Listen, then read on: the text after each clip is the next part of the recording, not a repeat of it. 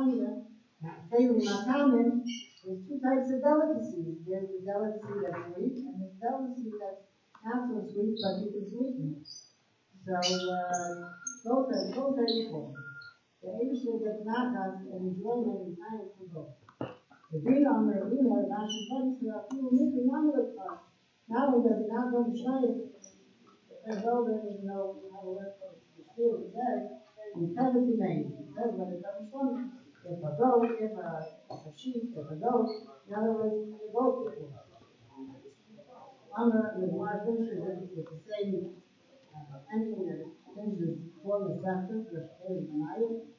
Amr Elazar Amr Bechaniah, Tamir Chacham Ma'av Yisrael Ba'ulam, Tamir Chacham increased in the world, so now it says, behold the life of Hashem, Rav Shem Life, I'll see you Banai Chalabayna, building the sun, from the builders, these are Tamir Chacham, the building world, and appropriate that the Kislev to finish off in the Shalom, it is known how after the whole Geula with the Kislev, how it ever went to the extreme to make sure that regardless of naturally how Stephen might have felt that Yahweh is still on the arena and we should put it on a flag, but nevertheless, Alter went to extremes to make sure that everything should be the God united with God Shalom.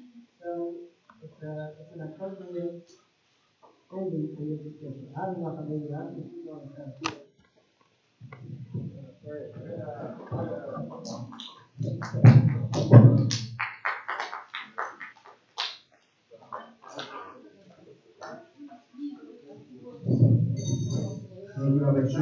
Now we're going to read the Sina and Father Tanya of the Americanos. Right after the Hayom Yoin and as Father of the Rabbi Levi Garelik.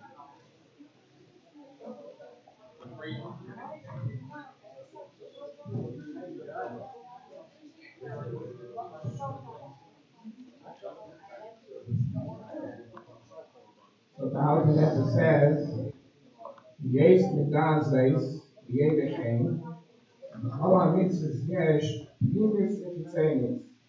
All mitzvahs have the internal of the mitzvah and the external of the mitzvah. So the Mitzvahs Pei Shabbos, the external of Shabbos, that is the Shvisa Asiyah Gashmi, that's resting from actual work, physical work. And this corresponds the same with the Moshe Shabbos Hashem, Yaseh Shabbai Vod Gashmi, the same way as Hashem stopped working, stopped making physically the world. What is Pnimis HaShabbos? Yakavana, that's the Kavana in Tzilas HaShabbos, Ubetalmud Torah and learning Torah, Ledavka Bavaya Achad, to unite, to become one with the one Hashem. As it says, Shabbos Hashem Elokecha, Shabbos to Hashem. Now about Shabbos, we know that it says, Zachar is Yom Shabbos L'Kacha, and it says Shamar is Yom Shabbos. So the Rebbe continues that this, what we are talking about right now, which is Tefillah of Shabbos, Zuyim Chinu Zachar. This is the level of remembering Shabbos, the positive. Chinas Shamar, what is Shamar? To keep Shabbos, which is B'Pnimi is Yashvisa Midiburim Gashmim, which is the resting from physical speech.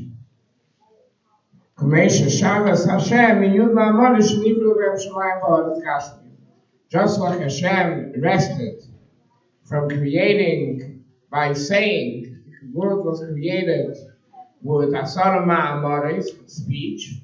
So Hashem rested from speech. So the same way, Shabbos is resting from Diburim Gashmim, from physical speech. Kizelo Mazeh, because the Diburim Gashmim correspond with what we do, which is the Pnimis, which is Tefillah and Talmud Torah.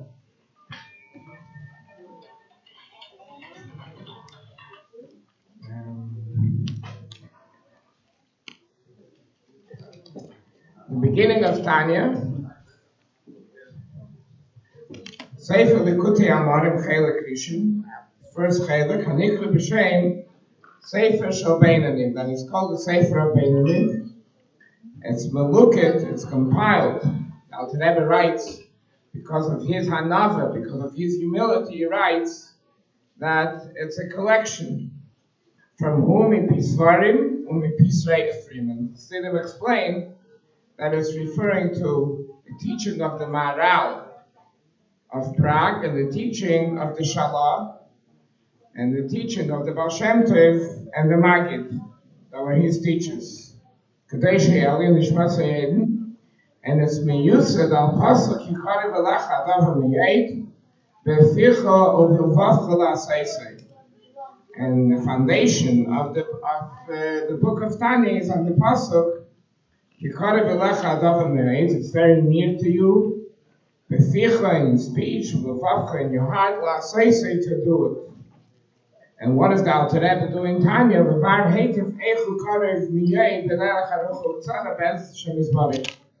How it is near to us in the long way and in the short way. We have three things here. We have speech, and we have doing, and we have heart. Speech and doing is something that is not that difficult. But how do we serve Hashem with our heart? That's already something that's a difficult task. So the Alter Rebbe says that this is explained b'derech harucho tzarach. As the Gemara says in Masechta Eruvin, there's a story with Rabbi Yeshua ben Chananya, that he came to a place that there was the roads divided, and he asked the child, how do you get to a certain city? So the child said, if you go this way, it's a long and short way. If you go the other way, it's a short and long way. So Rabbi Yeshua went the short way. But when he came to the end, he found that there was obstacles. There were vineyards. There were all different kinds of things that he couldn't get through. So he went back and he asked the child, you told me this is the short way. So I said, yeah, but I told you this is the short and the long way. The other way is longer, but you can get through when you get there. And this is what the Alter Rebbe explains in Tanya, although it's a longer way, but ultimately we get to our destination to be able to serve Hashem also with our heart. The teaching of Chabad, teaching of Tanya, is what we start on Yutes Kislev. We all know that Yutes Kislev is connected, as the Alter Rebbe himself said, with Poder V'Shalom Nafshi, with Hashem redeeming him with peace. What is the connection between Poder V'Shalom Nafshi with Chassidus Chabad? And as we just heard in the Siyum, Hashem Leis La'amit and Hashem Yivarech Es Amei V'Shalom. What is true peace? True peace means that the physical, the spiritual, every part of us agrees and works together. If it's not our whole being that does everything, then there is no peace. There is no shalom. It's not part of the shalom nafshi. When you have the Tanya, and a person could serve Hashem with eficha, bilvavcha, and la'aseisei in unison, so we are in an inner peace with ourselves and Torah mitzvahs. Hashem help us that we should see the ultimate peace immediately. The Rebbe take the side of goals now. Amen. Yontif.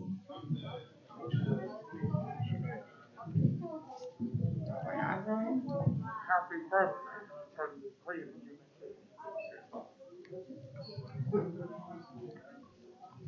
Means it's only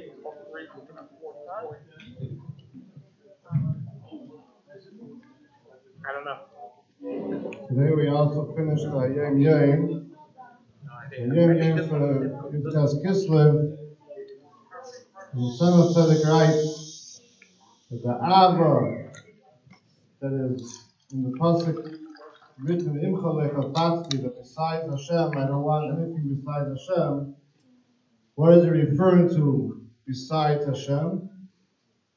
That the Ava, the love to Hashem, consists of you don't want anything besides Him, even Shemayim V'Aretz, which is referring to Gan Eden HaElyon the upper level of Gan Eden, the lower level of Gan Eden, because Gan Eden was only created with the Yud, like it says, the Yud Nivra El Haba, which is only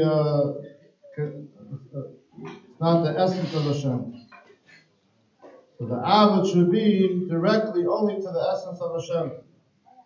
And this is what the Alter Rebbe used to say when he went into Dveikus. He used to say, "Ich will the garnished. I don't want anything. Not your Gan Eden, not your Elam Haba. The only thing I want is Dich Alein, that you are Himself, which means only God yourself."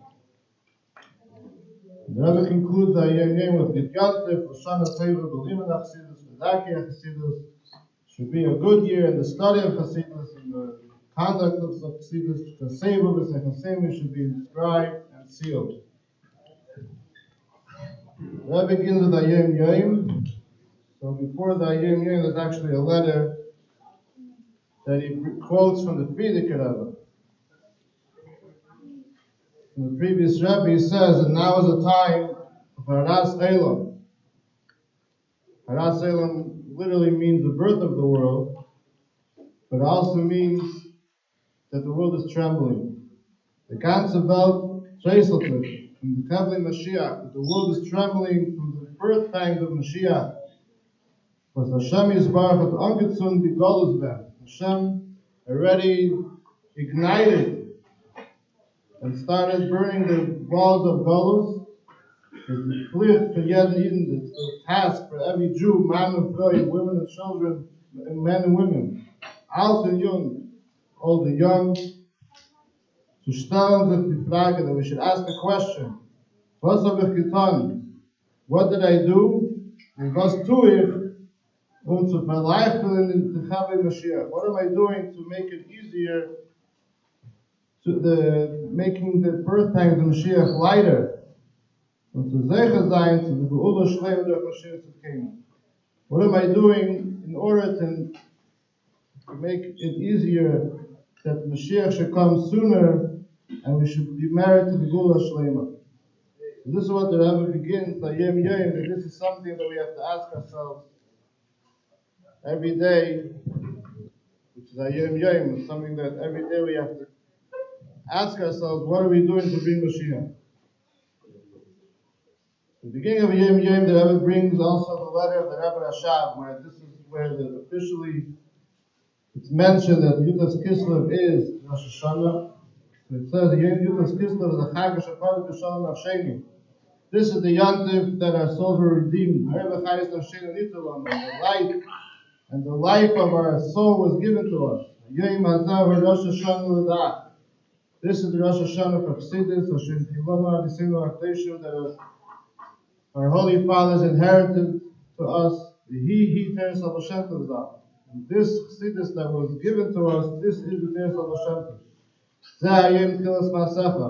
This is the purpose of the whole creation. That the Shleimas HaKavana Amit Taviyas Adam Al Yaretz. The whole purpose why we were created on this world is Lahamshech Gil Yer Pnimis Teresenu Akdesha, to bring in the light of the Pnimis HaTorah, of the inner parts of the Torah.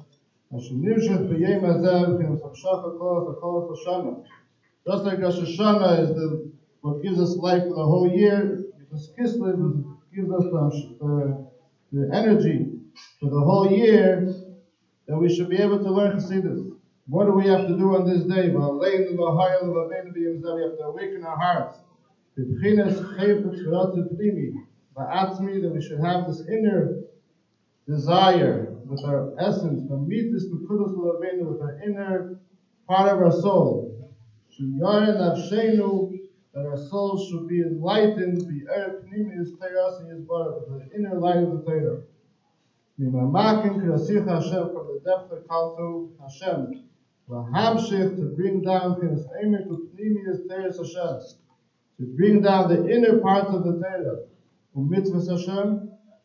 Where does the inner part of the Torah come? From the essence of Hashem. So the essence of Hashem, which is channeled through the essence of this Torah, comes down into your Pnimis Nafshenu, should enlighten the essence of our soul. that our whole essence, Yiyu Elov Yisbarach Levad. It means that our whole entire being should be towards Hashem. And when our whole entire being is geared towards Hashem, that what is accomplished is the Garish Mitona Kol Midirah, to chase away from us, to get rid of from any bad trait that we have from Midias Tivius, from our natural traits. We should remove that. Everything of and whatever we do,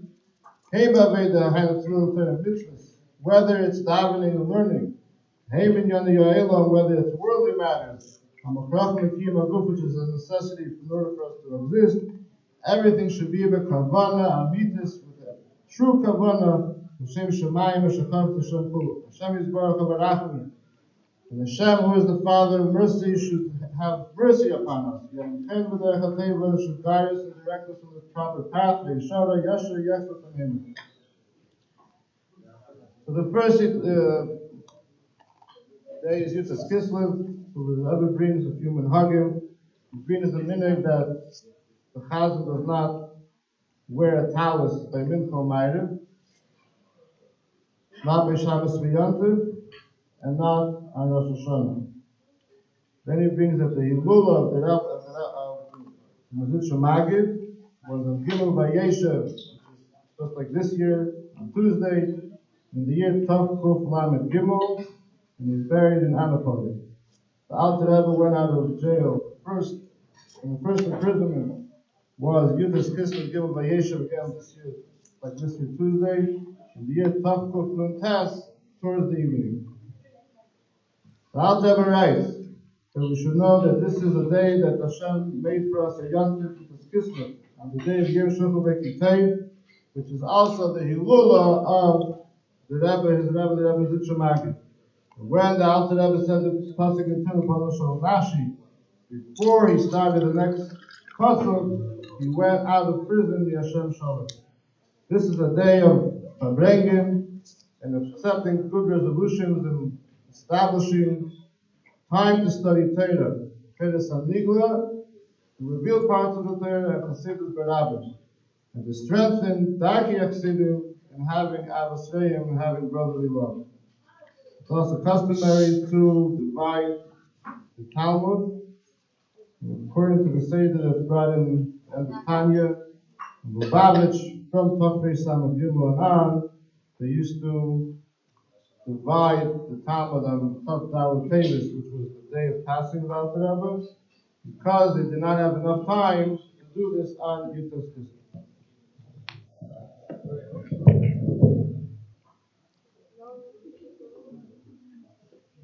Thank you, Rabbi Garelik. Just to mention, there is a Hisayrus this year to have a Buffalo Community Chalukas Hashas. We're going to make a big effort. I think there are enough people here that could participate. We're going to have an organized list, Mirza Hashem, and we'll share it with everyone. And hopefully next year we'll be able to, by the Farbrengen Yutas Kislev, make a siyum of the whole Shas together with this community. We also have to say Alechaim to an immediate refuah shalema to Mordechai Shlomo Pinchas Tuvia Ben Gila. Should have a refuah shalema. Take it from me at Mamish, power of this Farbrengen. Everyone sitting here together, the Achdus, should bring brachos and yeshuas in a very, very miraculous way. And of course, to everybody else, brachos and all what they need. Pinchas ben Hadassah, for Shlema.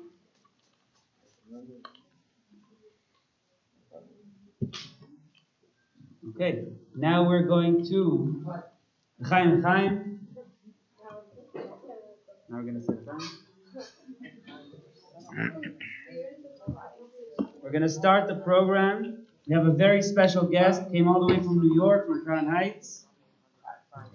You have a Chaim? You have a Chaim?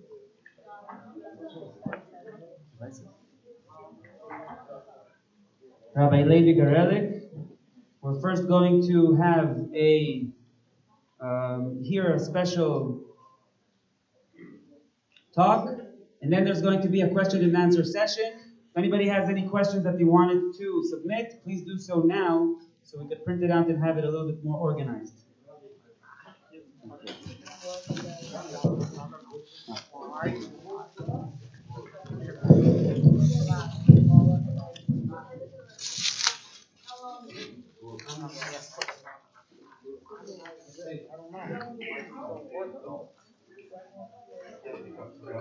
This is the microphone for the feed. For the.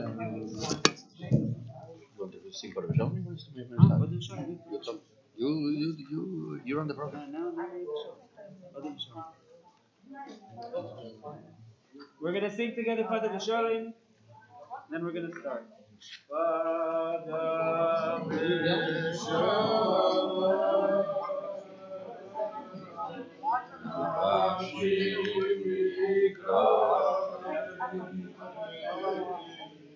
Kiverabim ayuvim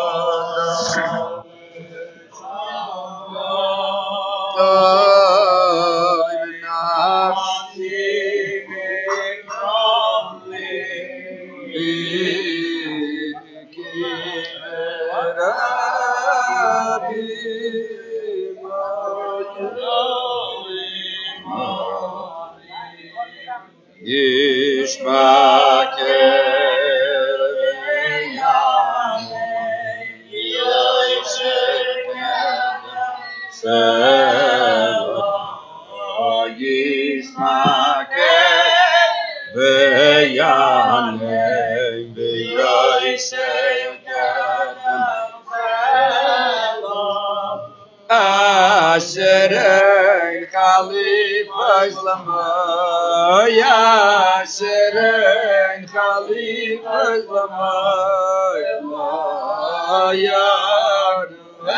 Elohim, Elohim.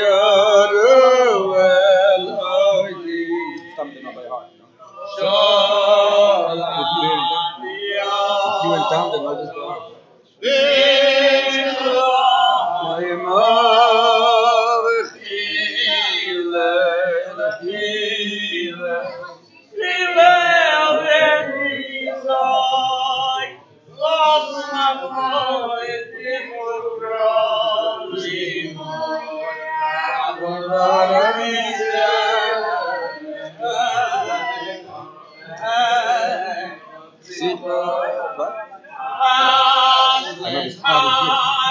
Allah shenke avko vehu yichak lecha la yiten leyaylam mitlatzadik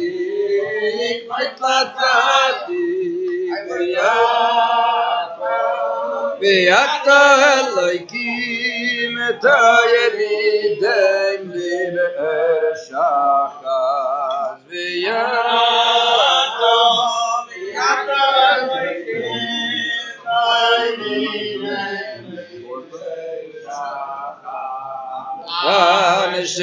Ansheyadami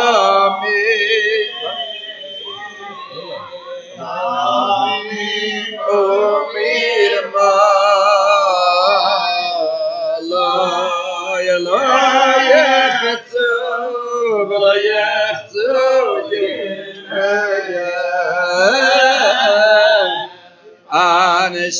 Ansheyadami Damim Umirma La Yechetzu V'la Yechetzu Yemeyem Vani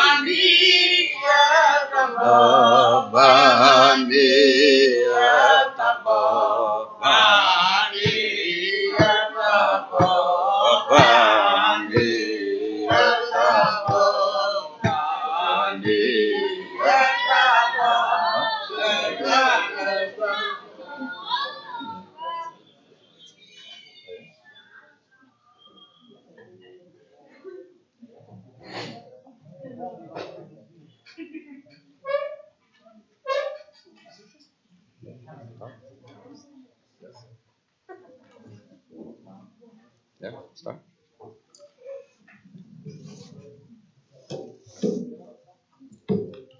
Yom Tov. Shana Tova. Limot Chassidus, the Dark Chassidus, Kaseva v'Sifasemu.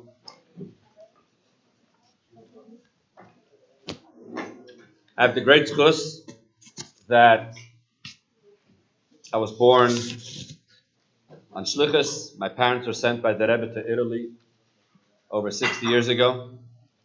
So I'm a very, very proud Italian.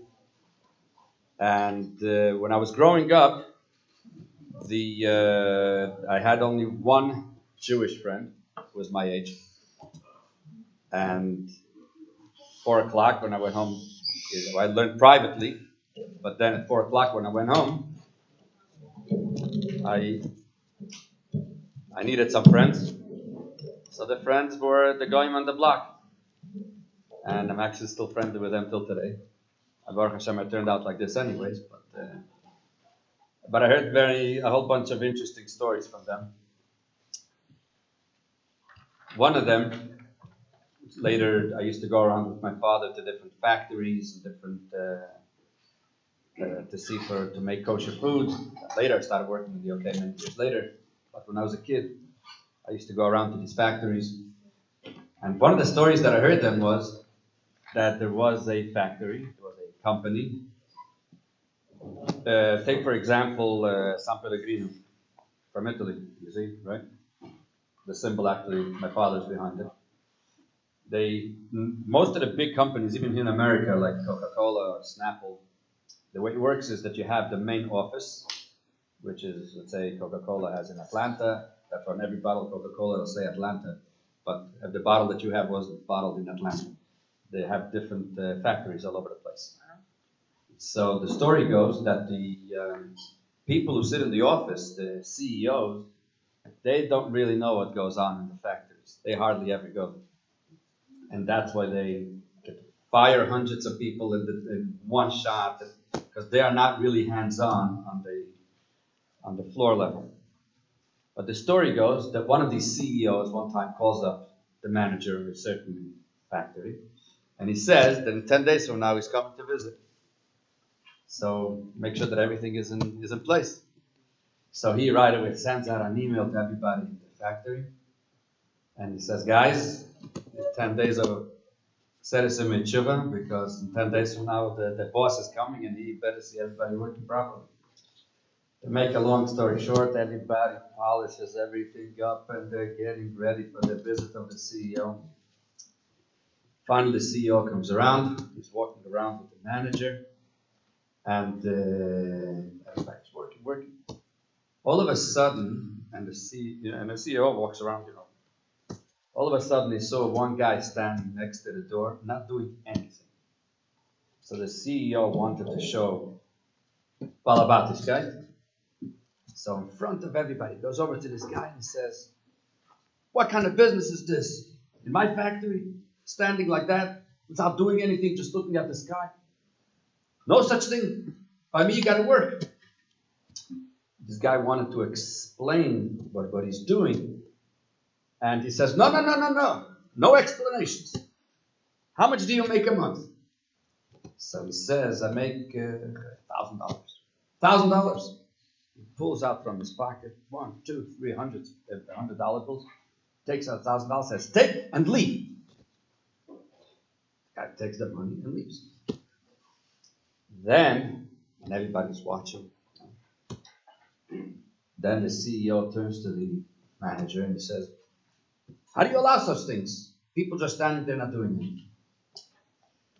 So the manager turns to the, everybody watching of course, turns to the CEO and he says, Your Majesty CEO, I'm sorry to disappoint you, but this guy who was standing by the door, he was a pizza delivery. He just dropped off a pizza and he was waiting for his $15 and he walked out with $1,000. What was the problem? The CEO did not learn Tanya. Very, very simple. If he would have gone to Beis Chabad and if he would have learned Tanya, he would have known that the basics of Chassidus Chabad, the Alter Rebbe says in Tanya, is the concept of Moyach Shalit Alalev, that the intellect has to overcome the emotions. He came with his emotions. Hey, what's going on here?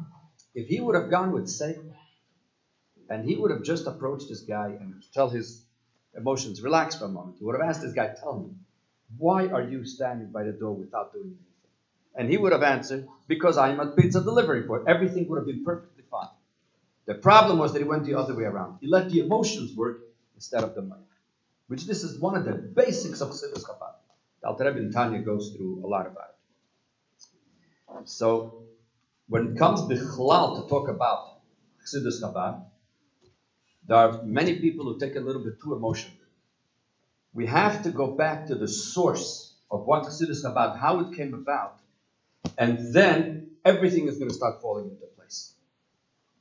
Sometimes we meet people who were not yet exposed to Chassidus, and everybody gets in a very emotional conversation. That's not the way we operate. We have to operate with intellect. And that is what Chassidus Chabad is all about. So therefore, when Rosh Hashanah comes around, it's a time when to reflect back to the Rosh Hashanah, to how it all started, and then things are going to start falling into place a lot mishmak. So I'd like to take this opportunity to thank Rabbi Over for inviting me to share some words and of course Alachsanya. My Zaidi, my mother's father, his name was Reb Sholem Posner. You remember him very well from Pittsburgh. He was the shliach of from the previous Rebbe still to Pittsburgh, 1943. But actually, my Zaidi started way earlier than that. My Zaidi was born in 1902. He was a few months older than the Rebbe. And in 1915, he came to learn in Lubavitch. He came the last Zman of Lubavitch, last semester, because after that the Rebbe Rashab left Lubavitch. In 1922, this was already the time of the previous Rebbe. The previous Rebbe had just become Rebbe 2 years before. And it was very, very, very tough time for the Chassidim. People were going to jail left and right. The underground yeshivas were being closed one after another. And my Zaidi learned then in the underground yeshiva in Poltava. And he told me that one day they came to arrest the Bachrim. They arrested them. Now he had in his pocket a letter from the previous Rebbe. The Russians were trying to find anything to inculpate the Frierdiker Rebbe and be able to put him in jail. And the Zaidi told me, if they would have found this letter that I had, they could have shot the Frierdiker Rebbe. That was the Lashon. Now he is being taken to jail. He has that letter in his pocket. He has to get rid of it. To his luck, how did they go from the jail from the yeshiva to the jail? There were no cars those days. There were very, very few cars then in Russia. The government had cars. But the average people, they had horse and buggy. So he says they were sitting in this buggy, in the wagon. On the floor there was a hole. And you're able to see the street. So what Mazedi did, he had the letter in his shtivel. How do you say shtivel? In his boots. And he made as if he's scratching his foot, but really he took that letter and he ripped it into little pieces. And every once in a while, he would put out one of these little pieces. And this way he got rid of the whole letter. To make a long story short, they finally got out of jail. 1925, he came to Eretz Yisrael. 1930, he came to America. That's another whole story how that happened. He actually did not want to come to America. My Zaidi came to America in 1880. I actually found his kever 3 years ago in the summer. That's my Zaydis. Zaydi. He came to America in 1880, and his son, who was a Bocher, my Zaydi's father, Yitzhak Zalman, he saw that in America he cannot be frum, so he went back to Russia. Believe it or not. And then Mazedi was born. Then when Mazedi was 15 years old, his father was killed in a pogrom, whole story. And he had here in America, Mazedi, he had a grandfather who was still alive, aunts, but they told him that they would send him an affidavit that he could come to America with one condition, that he cuts this and cuts this. And he obviously wasn't planning to do that, so he stayed in Israel. In 1929, when the previous Rebbe came to Israel 4 years later, and he saw Mazedi, he said, Shalom, do for in America. So he came to America, and the rest is all history. Then they went to live in New Jersey, then they went to Chicago. In 1942, when the previous Rebbe went for a visit to Chicago, Mazedi, my Bobby cooked for the Rebbe, and then my Zaidi went into a private audience in Chiddush, and he asked the Frierdiker Rebbe for a blessing that he wants to open up a hardware store. And the Frierdiker Rebbe told him, Shalom, do for in Pittsburgh, Efna Yeshiva. You go to Pittsburgh and open up a yeshiva. Mazedi at that time was the shamash of the Bnei Reuven Shul, the famous Bnei Reuven Shul. So he went to the president and he told him that he's resigning. He says, why are you resigning? He says, because I'm going to Pittsburgh to open up a yeshiva. And the president told him, when in Pittsburgh there will be a yeshiva, grass will grow here on my hand. That was the comforting words.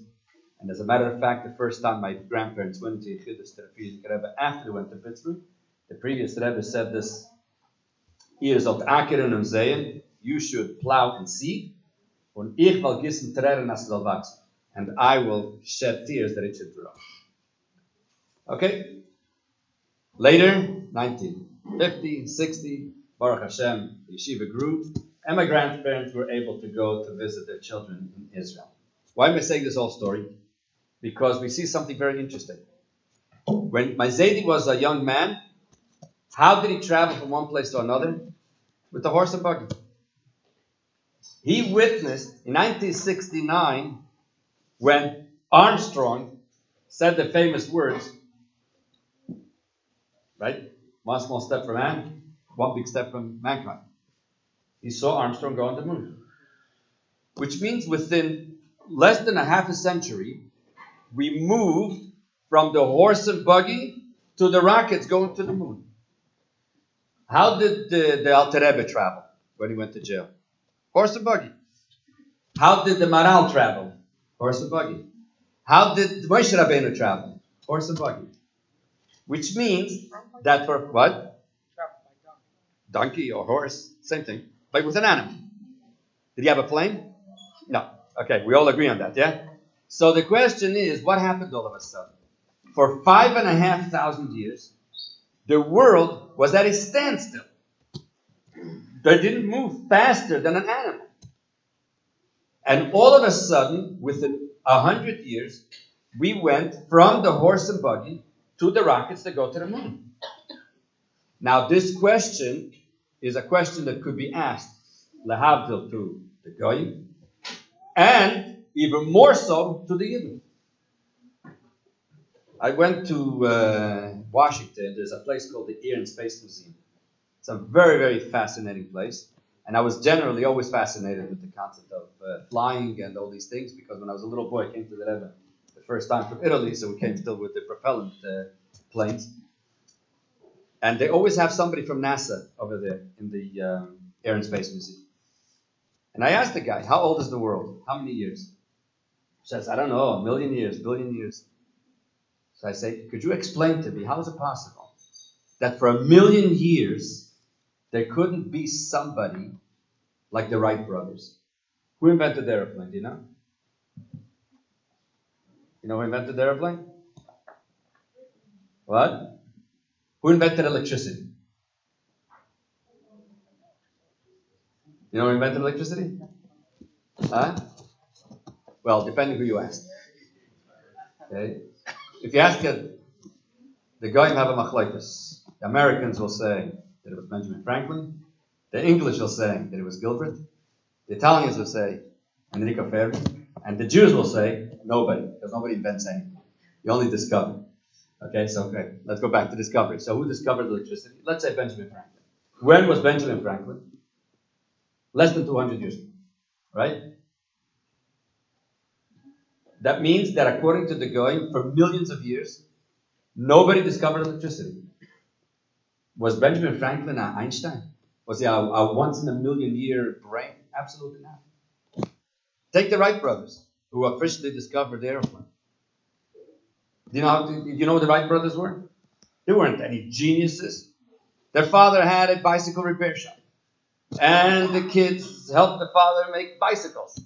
And they kept on turning those wheels. And then one of them became a teacher for deaf children, but he still helped his brother. And then as they were playing and figuring out that the faster you do it, it looks like the wheel is picking itself up. And then they took a test. And that's how it all started. It was by mistake almost. And all of a sudden they picked themselves up for 22 seconds. And that was the beginning of the airplane. And within 10 years, they already had the regular airplane. So the question is, how is it possible, if the world is millions of years old, that nobody was able to come up with this? This is a question for the Goyim. But for the Yidden, it's even a bigger question. According to the Yidden, according to Torah, the world is 5,700 years old. Plus. We had people like the Ram. We had people, imagine the Maral Miprag. The Maral Miprag made a Goyim. Right? You know the story of the Goyim? Do you think that science could make a Goyim? Do you think there's any scientist that could make a Goyim? Impossible. Okay? Science can make a robot, not a Goyim. Okay? And a robot is whatever you program it, that's what it's going to do. The Goyim can do things on his own also. Okay? So the question is, we have people like the Maral, we have people like the Rambam. The Rambam had to send the letter against Taman. He sent it, the Jews in Taman had a lot of debates with the Goyim. So the Rambam was going to send them a letter. He actually sent them a letter where all the things that they should answer. And there was a whole geschäft on how to send this letter and that nobody should forge it on the way, etc. Why couldn't the Rambam just put together email, fax or something and Shalom Yisrael and all done? The Rambam was way, way smarter than all the people who came up with all this stuff. Okay? And the question is, because in Torah, we have all the secrets of nature. And since we have all these secrets, why didn't the Yidden come up with this earlier? The Rambam, Rashi. One of the examples that I want to show here, which is just very interesting, where we see that in Torah, you have all the secrets of the world. I'm just going to take one example. There are many, but I will just take one of them. And that is the concept of planet Earth being round. Today, if you ask anybody, is planet Earth round or flat? What's he going to say? Of course it's round. You got to be crazy to say that it's flat. The truth is that when did modern science finally come to the realization that it's flat, that it's round and not flat? You know, the Greeks, there were two schools of thought. One of them was the planet Earth is round. The other one was the planet Earth is flat. Why did it say the planet Earth is flat? Because when you walk, you just keep on walking non-stop. You never come to an end. But it has to be some kind of an end. So that's what they said. The planet Earth is flat. There's Hercules who holds it up. We don't have to talk all the Narishkeit, they say. And then at the end, if you come to the end, you fall down. That's it. You're gone. The other one said no, that it's round. Why is it round? Because we see that everything else is round, so this also must be round. The question is, if it's round, then the people on the other side got to be with their heads down. Are the people in Australia with their heads down? Do you think so? As a matter of fact, in the Hayom Yom, there is, if you look at Tammuz, he quotes that one time that Tzemach Tzedek said a whole maimer, which is in that of Mitzvah, by the way, and the Tzemach Tzedek asked this question: if planet Earth is round, then how come the people in America are not with their heads down? Could you imagine? Over there in Russia, they thought they were with their heads down. There's a cute little story with that, and the Tzemach Tzedek answers a very, very, very, very tough answer, which is on a simple level, it's hard to understand it. Obviously, when you go deeper into it, it's clear. But the story, they say that after that Shabbos, when the Tzemach Tzedek said that story, that question about planet Earth being round and the people are with their heads down, the Tzemach Tzedek had hundreds of thousands of chassidim, but there were 99% of them were farmers, simple people. And one of them went into the Tzemach Tzedek, and he told the Tzemach Tzedek, Rebbe, yesterday you asked a question. Planet Earth is round, then the people in America should be with their heads down. He says, Rebbe, I didn't understand the answer, but I want to tell you, I guarantee you that the people in America are not with their heads down. So Tzemach Tzedek asked him, how do you know? Were you ever in America? He says, no, I was never in America. But, I don't know, half a year ago or a year ago, somebody came to visit our shtetl, and he came from America to see his cousins. And we all came to see this person from America. And he was wearing suspenders. If he's wearing suspenders, then obviously they're not with their heads down. That was the extent of his understanding. Anyways, to make a long story short, this concept of trying to understand, and in science, they have a very, very hard time explaining this. How is it possible that if planet Earth is round, that the people who are on the bottom are not with their heads down? Again, when did modern science finally come to this? The planet Earth is round? About 150 years ago when the radars came out. Before the radars, they couldn't put their foot down, their hand and fire on it. Columbus was in 1492. Why did Columbus take his famous trip to discover this beautiful country? Because if you look in the Holy Encyclopedia Britannica, it's not a Jewish book, and he says over there very clearly, he says that he was a Jewish guy from Italy, from Genova, and then he moved up to Spain, and he managed to talk in the Queen, Isabella, Yimach Shema. She's the one that made the expulsion. But she was very interested in all kinds of discoveries.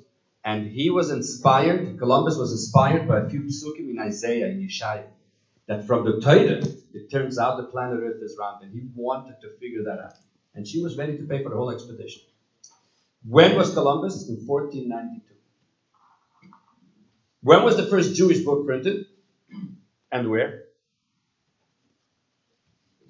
The first Jewish book was printed in 1475. What was the first Jewish book that was printed? Everybody thinks it was the Chumash. It wasn't the Chumash. It was Rashi. Rashi and Chumash. All the kids, when they start learning Rashi, they hate it. You like Rashi? Did you figure out the letters already, how they work? Yeah? Yeah, it took you a little while, right? And every kid wants to know, why in the world did Rashi write these crazy letters? Right? Why didn't he write like a normal person? And you know the answer is? Poor Rashi. Rashi never saw these letters. Rashi was over 900 years ago. The printing was in 1475, about 500 years ago. The priests are the ones who started the whole printing, because to disseminate their system. There was a Jewish guy who happened to work for the priests. They started about 1430, 1435. There was a Jewish guy who was working with them, and then he figured, hey, if you could print the opposite of Seichel, we may as well do something normal. So he decided he's going to do Jewish books. But he was, at least that's the theory, he was afraid to use regular words, not the script, and there's the regular letters, not calligraphy. Regular printed letters. He was afraid to do that because he was afraid that maybe people are going to start printing mezuzahs, separatitis, and that you're not allowed to. So he didn't not want to do the Chumash. So he figured the next thing to do, he did Rashi. Now, he wasn't going to use regular letters. He used a calligraphy that was around those days. Because the first book, the first Sefer was Rashi, so when they came to print the next Sefer, and people already got used to the concept of printing, so that we knew that nobody's going to print separatitis, etc. So now the question was to go over to a new type of lettering, right? The regular.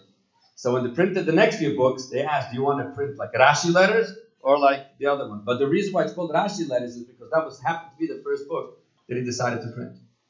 So that was in the year 1475. You know where the first print was? In Italy, of course, Reggio Calabria. Anyways, But that's another story. When was the first Sefer? In 1475. The Gemara was printed in 1482, the first Gemara. Which means 10 years before Columbus. Columbus is just going to try to figure out the planet Earth is round, and it took him, and he still didn't manage because he thought he came to India, right? And then came Amerigo Vespucci and he discovered the rest. And erst in the 1700s was the first time that they started having an oval map, etc. And then finally, about 150 years ago, they came to the conclusion the planet Earth is round. Let's give a look at the Gemara. Again, the Gemara was printed 10 years before Columbus. The page that you have over here is the Gemara called Avodah Zarah. Avodah Zarah means idol worship. Before we go to the Gemara, let me just give a short introduction here. In America, if anybody here is in real estate, you'll correct me. When you buy a house, the seller has to give you the house what's called broom clean. In other words, he doesn't have to pay someone to take out the garbage. You give him a clean house with broom clean, nothing left. In the good old days, that's not how it worked. Because today, everything is disposable. Everything is disposable. Nobody owns anything that stays forever. In the good old days, that's not how it was. A table was a table, a chair was a chair. Everything was stationary. So when someone sold, people didn't sell houses the way they do today. Real estate didn't work the way it does today. People bought a house, they lived there for their whole life. Very seldom people had to move for whatever reason, so then they would sell their house. So when they sold their house, there was no such thing as schlepping all the furniture out and going who knows where. The furniture stayed in the house. When they moved to the other house, they got new furniture. So when someone bought a house, he bought it with all the furniture. So the question now became a Jew who bought a house from a non-Jew. And the house, there's all types of furniture. And there's all kinds of tchotchkes. And the question is, are any of those tchotchkes Avodah Zarah? As we know that the people in the Sanhedrin, the people, the Rabbanim from those days had to know what is Avodah Zarah and what is not. So let's look what the Gemara gives as an example of something that they found in the house. If you look here in the middle of the page, you'll see a little arrow in the middle of the Gemara across that number 1. By the word katzipor. Yeah? It's about 12 lines down in the Gemara.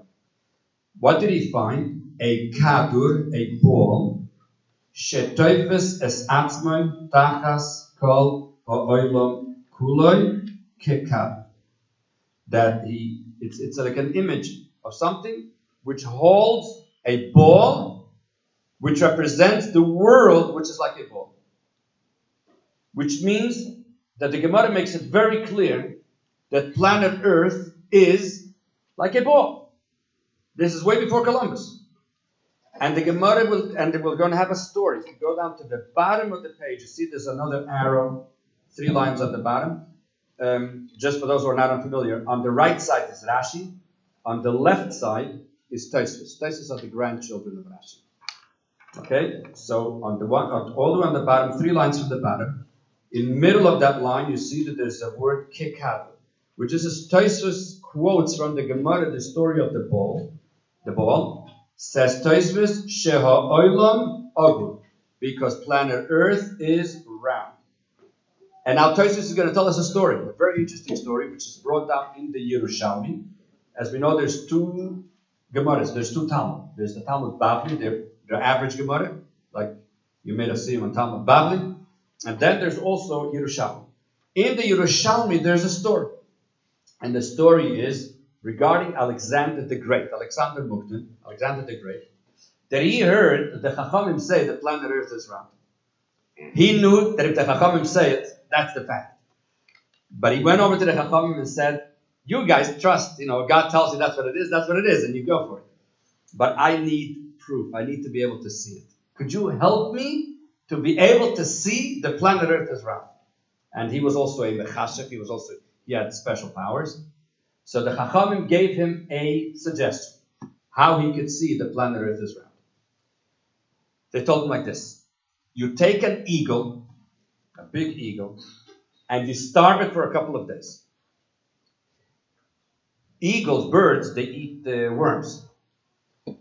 After a few days, when the eagle is starving like anything, you're going to take a stick You're going to take a big worm and put it around the stick.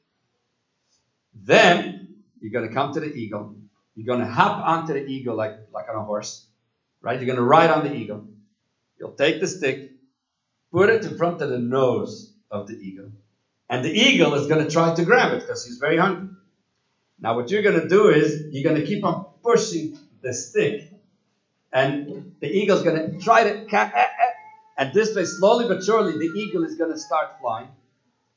And the eagle started flying so far that Alexander the Great went so far out that he was able to see planet Earth like a ball. That's how far he went. Let's give a look at Tosfos. Kekadur says Tosfos, Sheha Oilam Ogru, because planet Earth is round. Kedeisa B'Yerushalayim, like it says in the Yerushalayim. Shalexandrus Mukdim, Alexander the Great, Ola Lemayla, he went up, Ad Shera'a Kol Ha'olam Kekadur, he saw the whole planet Earth like a ball, Ve'es Hayam, and the sea, Kike'ara. When you look at a ball, you can always see only half of it. You can't see both sides.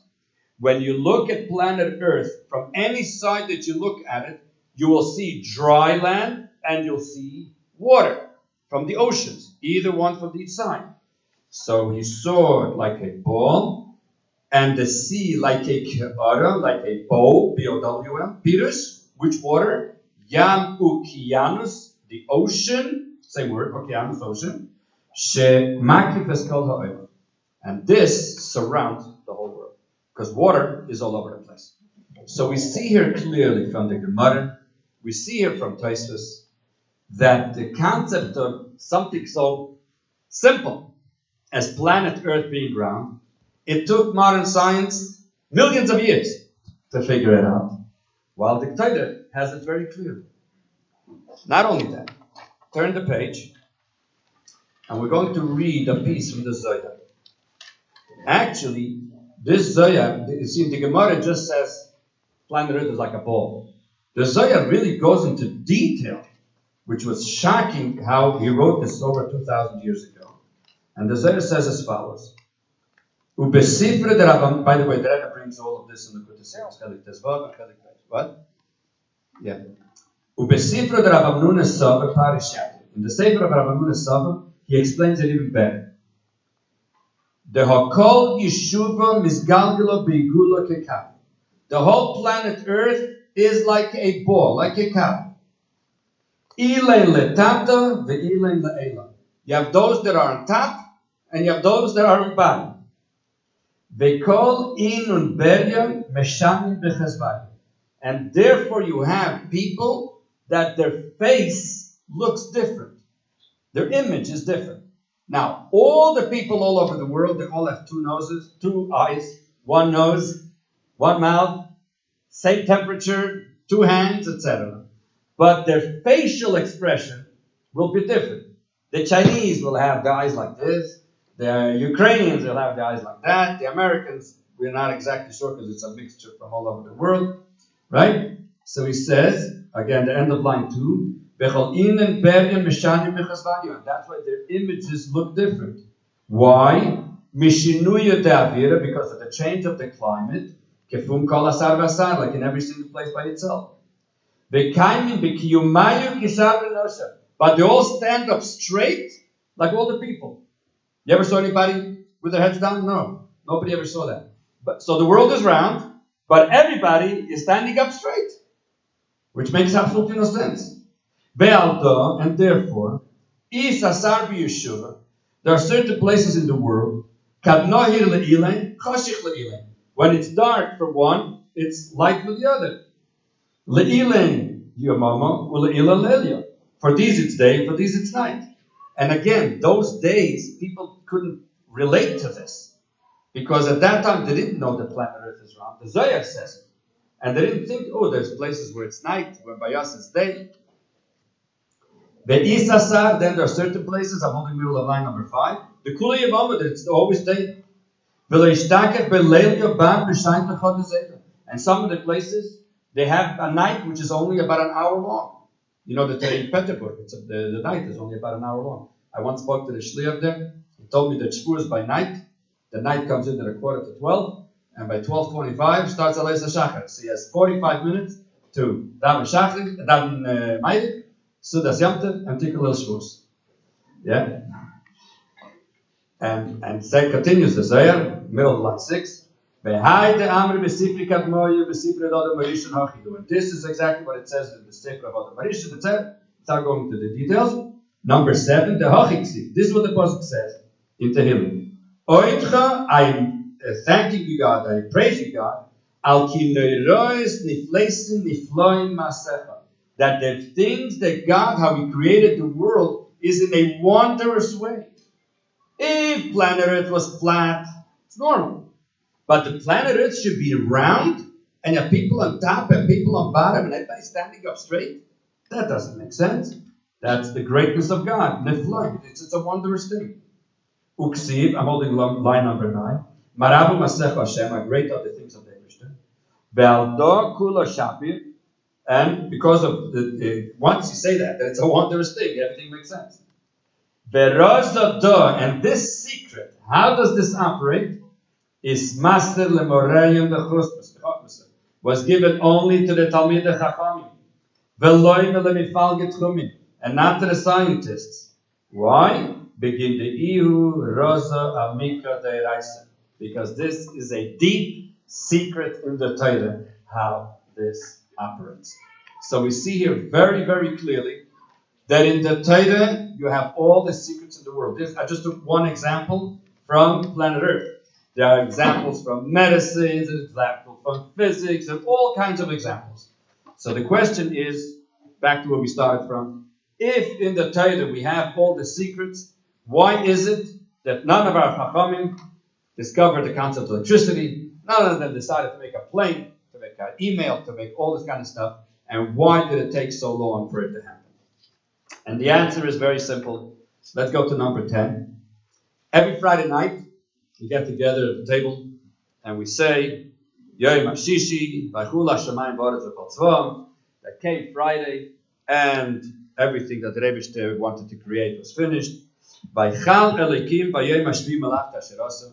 The Rebbe finished everything that he did.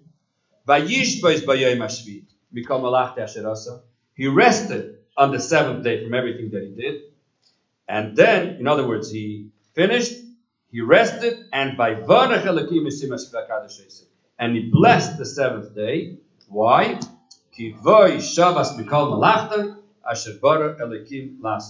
Because on that day, he rested from everything that he created to do. And the question is, let's look at the last words. Because on that day, he rested from all his work. Asher bara Elokim, that the Rebbe created, la'asos, to do. What does it mean that he created to do? Should have said, because he rested from everything that he created. What's to do? And the answer is very simple. The Rebbe did not create tables. The Rebbe did not create chairs. The Rebbe did not create houses. The Rebbe created material. Then he took humans, he put them here on planet Earth, and they have to take this planet Earth and develop it. The question is, develop it to what? If we're talking about a person, if a person wins $100 million, what's the first thing that he wants to do? If he's a normal person, what's the first thing that he wants to do? The Gemara says. The Gemara says that the first dream of a person is to have a beautiful house. Okay? So, if a guy wins $100 million, what does he do? He calls over architects, contractors. They know more or less what he wants. They know that he wants a house. He wants a dining room, living room, 2 tennis courts, 3 swimming pools, whatever it may be, right? But he has an idea what it is. Does anybody here have a dog? Okay. Do you ever see a little house of a dog? Right? Make a house like this, like this. Why? Why do they make a house like this for a dog? Because once I'm traveling what the dog wants, right? Did anybody ever ask a dog if this is what they want? Humans have no idea what a dog wants. The human takes because he has a house like this and does the same thing for the dog. But it's impossible to know what a dog wants. Let's multiply this 1,000,000,000%, lahavdil $1 million. God decided to create a world. And we are supposed to take this world and develop it for him. Do we know what the world is supposed to look like for the Eibishter? How do you make a house for the Eibishter? The Eibishter is greater than the whole universe. The Eibishter is unlimited. And one morning he woke up 5,500 years ago and he said he wants to have a house. Where does he want to have a house? On planet Earth. Do you know that that's the craziest idea that anybody could ever think of?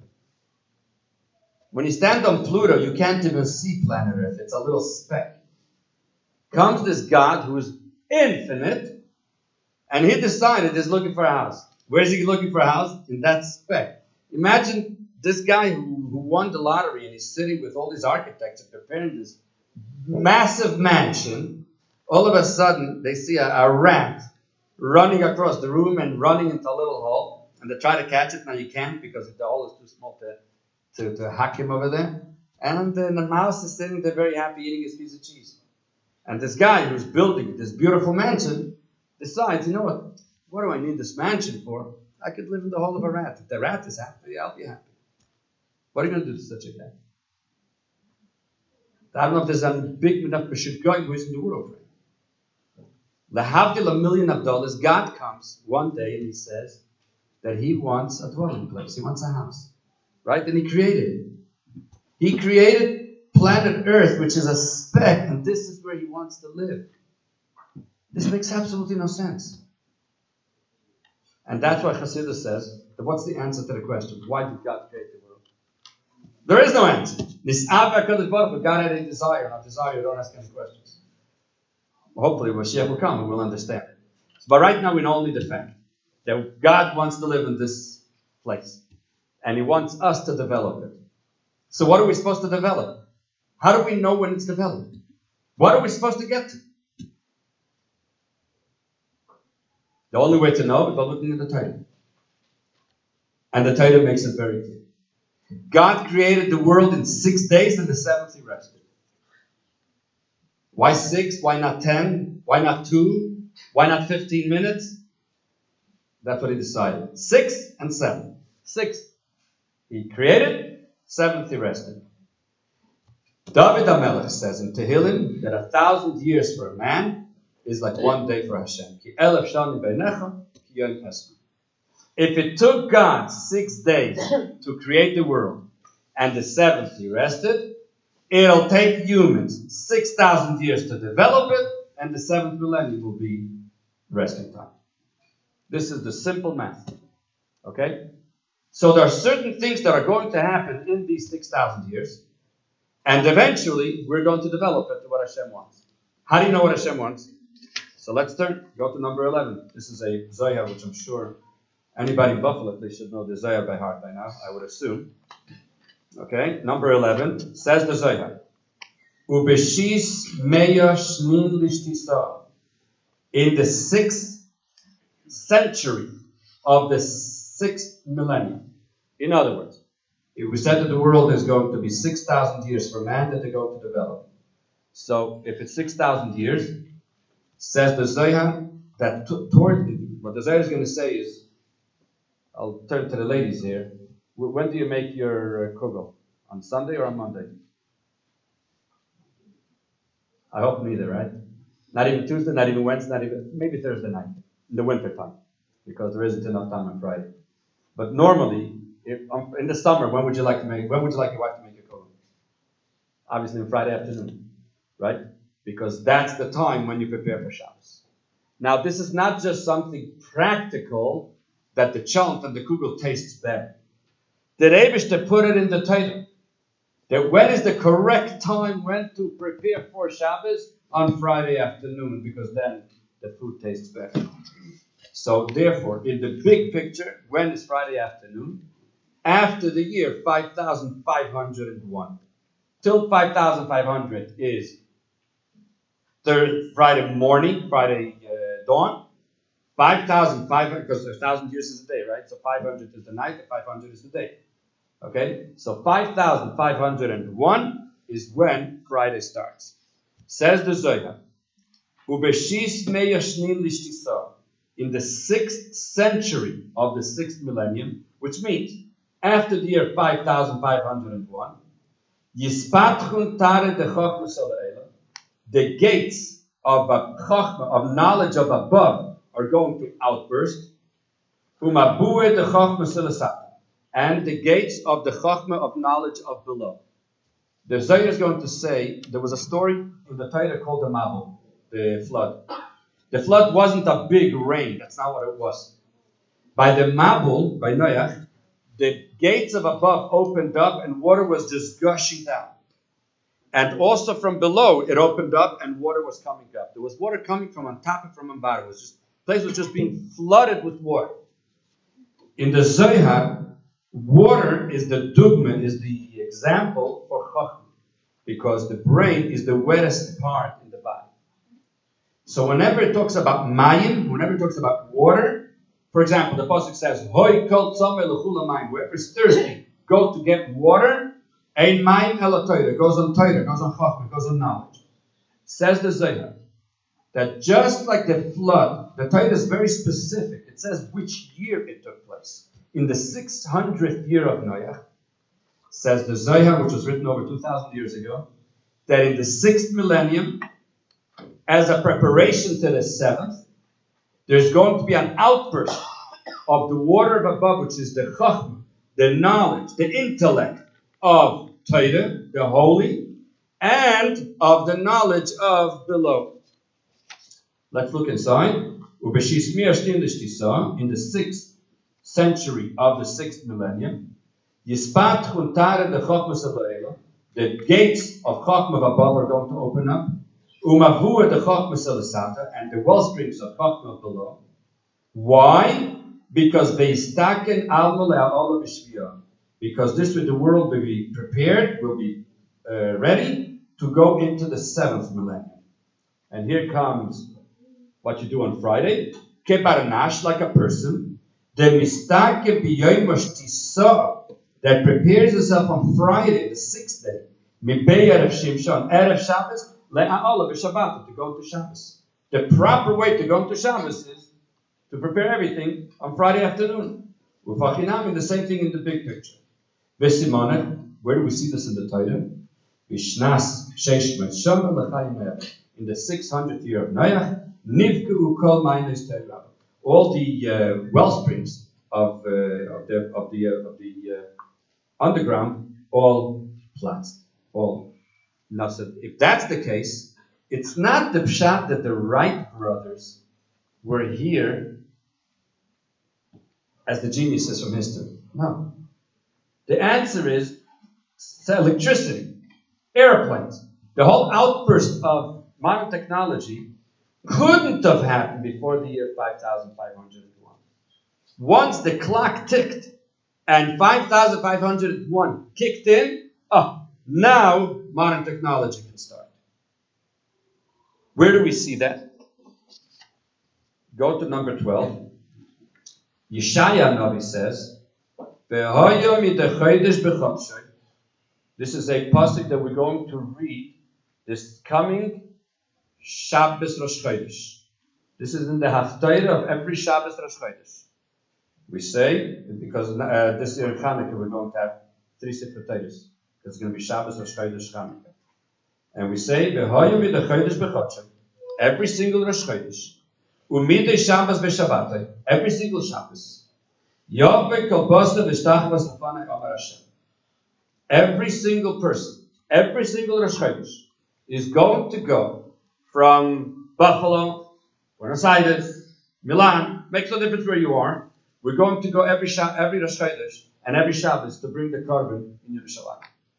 Now, when our grandparents, even just grandparents, I'm not talking about 200 years ago, 500 years ago, 1,000 years ago, for sure those years.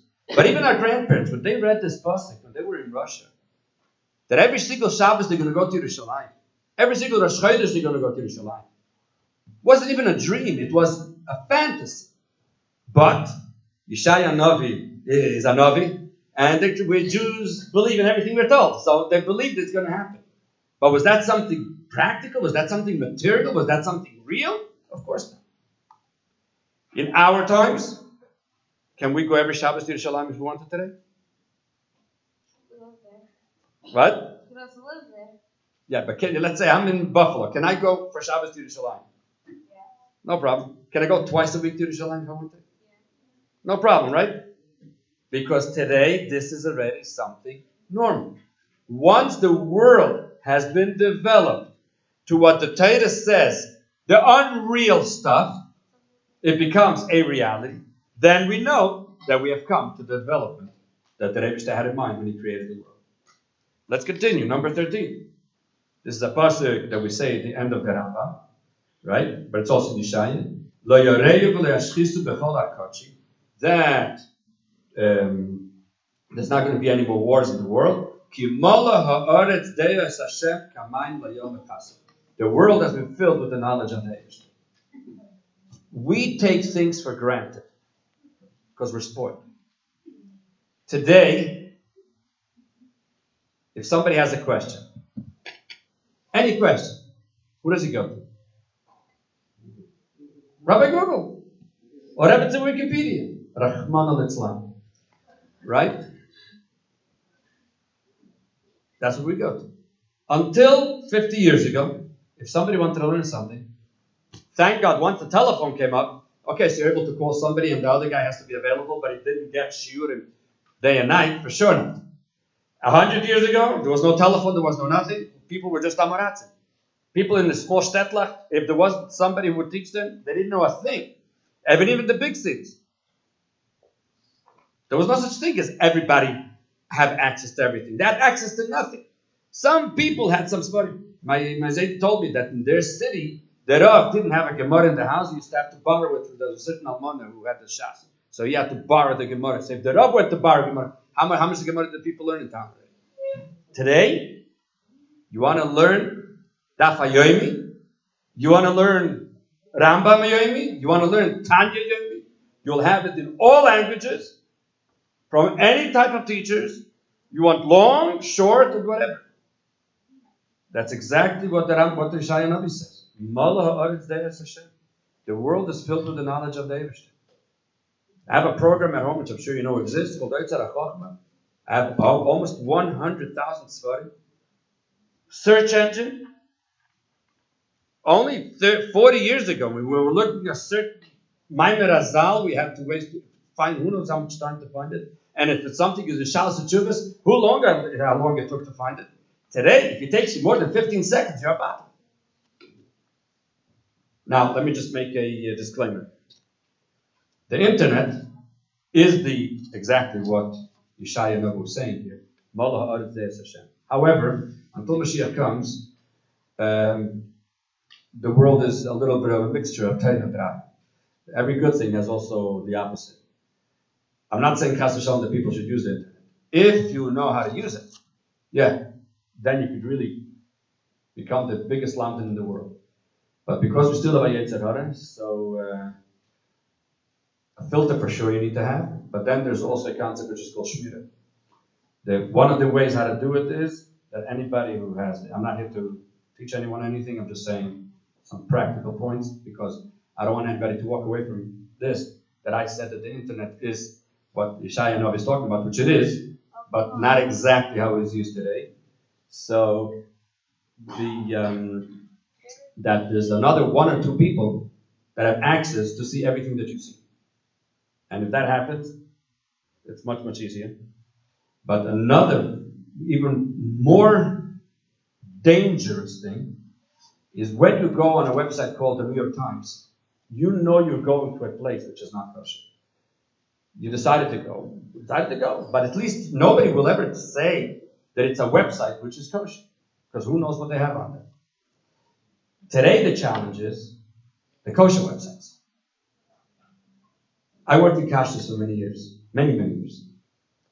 And there's one thing which is the pinnacle of the concept of kashrus. And the concept of kashrus is, how do you know if something is kosher? You look, find a symbol. Is it kosher? Most probably, right? 1 second. I see that this contains pig, and it has the symbol. What happened? Is it a misprint? Is it a this? Is it a that? So the real answer is that every product that has a symbol, whether it's OU, OK, Chavke, Starke, CRC, whoever it may be, the company has on file a certificate. Do you ever go to a restaurant? A restaurant will have a certificate hanging on the wall. How many people read that certificate? I walked into a restaurant that there's a rabbi who signs that that certificate was dead. Okay? But most people don't read the certificate. Oh, it's a certificate. Yeah. Every single product has a certificate on file. The certificate is where you have the exact information. Today, there's already systems that you could be in the supermarket and you could punch into your phone the ID number of a product and it'll take you right to the certificate. So the bottom line is that how do you know if something is kosher? Of course, everybody relies on the symbol. But if you see something a little fishy, let's say you see something fishy on this, you don't call the OU. That's not who you're supposed to call. Well, we'll talk about kashrus at a different time. But you call the company. Because the one who gives you the kashrus is not the OU. The company decided as a service to their customers to give them also kosher. Okay? The OU deals with the company. The company deals with the consumer. So the consumer goes to the company for any issue they have. And once the company sends the certificate to the consumer, so he knows what this product is. And what happens if the product says plain OU and on the certificate it says the product is dairy? Who do you follow? Dead. What? Dead. Dairy, that it's milk. Oh. Okay, so who do you follow? This is where the challenge is. Okay? So therefore, the bottom line is this certificate. There's a famous story about this guy who walked into a restaurant in Paris, and the guy had a big picture of the Baba Sali. You know the Baba Sali is? A big Sephardic Rav in Israel. So the consumer asked the guy in the store, who gives the hesher? So he says, don't you see a picture of the Baba Sali? So the guy said, if the Baba Sali was behind the counter and you were hanging on the wall, I would eat him. The problem is that it's the other way around. Okay? The bottom line is, how do I know that something is kosher if it has a hash? There are a lot of websites out there that have beautiful names. Beautiful names. Rebbe, Mashiach, Lubavitch, Yeshiva, all kinds of stuff out there also. If there's a Rav or a Mashpia or a somebody who gives the approbation to this, he is responsible for the kashrus of what is placed on there. Okay? If it's just a person who's trying to make money, and that's why he has this whole website, and he tries to get as many people as possible to go on it, this is more dangerous than the New York Times. Because the New York Times, is a place which is not kosher at all. Something which has a very holy name on top, but it doesn't have a certificate, that is very dangerous. So this was just a parenthesis, because I have to make a disclaimer, because I'm talking about the internet, that the internet is the symbol of Umala Ha'aretz De'es Hashem, and it is true. If you use it correctly, you could sit on there 24/6, not 7, 6, and you could get shiurim in every area of time. Go to any Rosh Yeshiva and ask him, could you please give me a shiur right now on the concept of breira? He's not going to be able to give it to you on the spot. He's going to have to say, wait a minute, let me take out a Shmaitza, let's this, that. You go to Rabbi Google, you say, put breira. Right there and then, you're going to have shiur. How many of us can translate what is the word Atzilus? Where is Atzilus? Yeah, it's on top of Bri, but what's the difference between Atzilus and Bri? Okay? Go to Rabbi Google, ask him about Atzilus, he'll give you right away the whole story.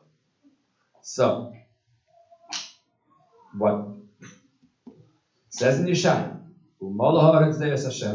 this is the time.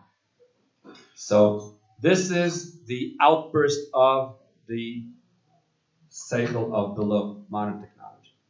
The seichel of above, that is very the seichel of Torah. And that I'm going to just briefly because we went a little bit over time.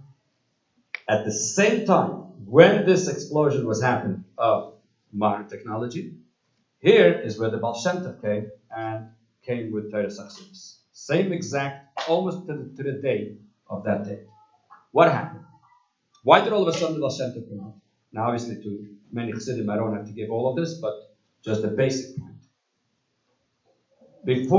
Now, there's a very famous question asked. Can somebody be a Oved Hashem without Chassidus? If the answer is yes, then the Baal Shem Tov was a waste. Obviously, there must be something that Baal Shem Tov added over here, but that will leave for a different time. But the question is, why did he come all of a sudden? What was the world missing? And a very, very short point, when the Baal Shem Tov came, it was a very, very tough time for Klal Yisrael. Begashmius and Beruchnius. Begashmius, in a material level, at that time was after the pogroms, after the Gzeres of Tachantat, etc. Spiritually, it was after the time of Shabtai Tzvi, who he was a false, they call him a false Mashiach, but it has nothing to do with Mashiach. He was just a false person in general. That he wanted to tell everybody he's going to take everybody out of all the problems, and ultimately converted to Islam, etc. So the Jewish people sort of divided themselves into two different groups. You had the scholars, which were called the tzaddikim, and then you had the simple people, the layman, the shoemaker, the tailor, etc. And when you walked into a shul, you saw the difference. There was like a mechitza between. And each one meant it seriously. Because the people who were learning Torah all day, they were afraid of the people who go out there in the world and they could get conditioned by the other people. And the simple people, never, they had nobody who to talk, because nobody wanted to talk to them. The Baal Shem Tov came and he explained that this is not correct, that the Jewish people are not divided into two sections. Everybody is equal. Everyone possesses a neshama. The moment a person possesses a neshama, then everything changes, because if it's out the neshama, we're all equal, and without going on the whole thing, because I'm sure most of you know all of this. So basically what happened in these two times is Begashmias. We discovered the secrets of nature, electricity, etc. This is not something that was invented, it was discovered at that time, because it was always there since Yisrael Neberations. But it's there as a preparation to the time Mashiach comes. And the same thing is in Torah, that we discovered the concept of the Neshama as a preparation to Mashiach. Why is that a preparation to Mashiach? Very simple. Because when Mashiach is going to come, there's going to be something which is going to happen which never happened in history. Even when Moshe Rabbeinu gave the Torah, there was a pyramid. There was the sons of Moshe Rabbeinu, it was Aaron, his sons, Sarei Alafim, Sarei Meis. It was a big pyramid between Moshe Rabbeinu and the people. When Mashiach is going to come, it's going to be in a way that there's going to be Roye Echad Lekulam. It's going to be one teacher for all. And the question is, how could all be the same? There's going to be all types of levels. And the answer is, when you look at the bodies, yes, there are all types of levels. When you look at the neshama, all the neshamas come from the same place. That's how we say, that we are all like one. As long as we look only at the body, at the nigla, the Torah, the revealed part of Torah, yes, there are differences. The moment you go into the pnimius, that is when everyone becomes equal. When we reveal the essence of every single Jew. So if I may just finish off with something that has to do with Buffalo, Ashgacha practice that I have. There's a young lady, I'm not going to say her name in public, but whoever wants I can tell them. She was from California, and she came to Machar Chana. There's a school for girls in New York, about 25 years ago from California. And then she went home. She met her parents for him. And the father, who just passed away about 3 or 4 years ago, by the time he passed away, he already had a white beard, he was all the works. They came to my house for Pesach about 7, 8 years ago. So I asked the father, where are you from originally? He said, Buffalo. I said, oh. And he was here in the 40s, as a kid. So I went and I took out a sefer called Toldas Chabad Be'Aretz Sabris, the history of Lubavitch in America. And I found a picture on Butler Avenue, yeah? Butler Avenue. You looked at what? He looked at the picture. The sign of Yeshiva Chetmim is blurry. But he looks and says, hey, the house next door was his house. Okay, I asked him for more details, but no, he avoided the subject. Finished. 3 weeks ago, I officiated a funeral for one of this lady, her friend. And as a matter of fact, the friend's mother, they had a plot in Montefiore, in the same place where the oil is, but she had it from their family for I don't know how many years. And right across this plot, there was another 3 matzevas. It was this girl's great-grandparents. And one of them was Rebbe and the grandchildren of the Baal Shem Tov. So the Baal Shem Tov's great-grandchildren became from here. Okay, fine. So I told her, wow, this is, you know what it says here? The Baal Shem. Yeah, she heard once. She couldn't really read it exactly. Anyways. So this one, for California, she says, Rabbi Garelik, I found something which you won't believe. She found a picture of her mother. This is the picture.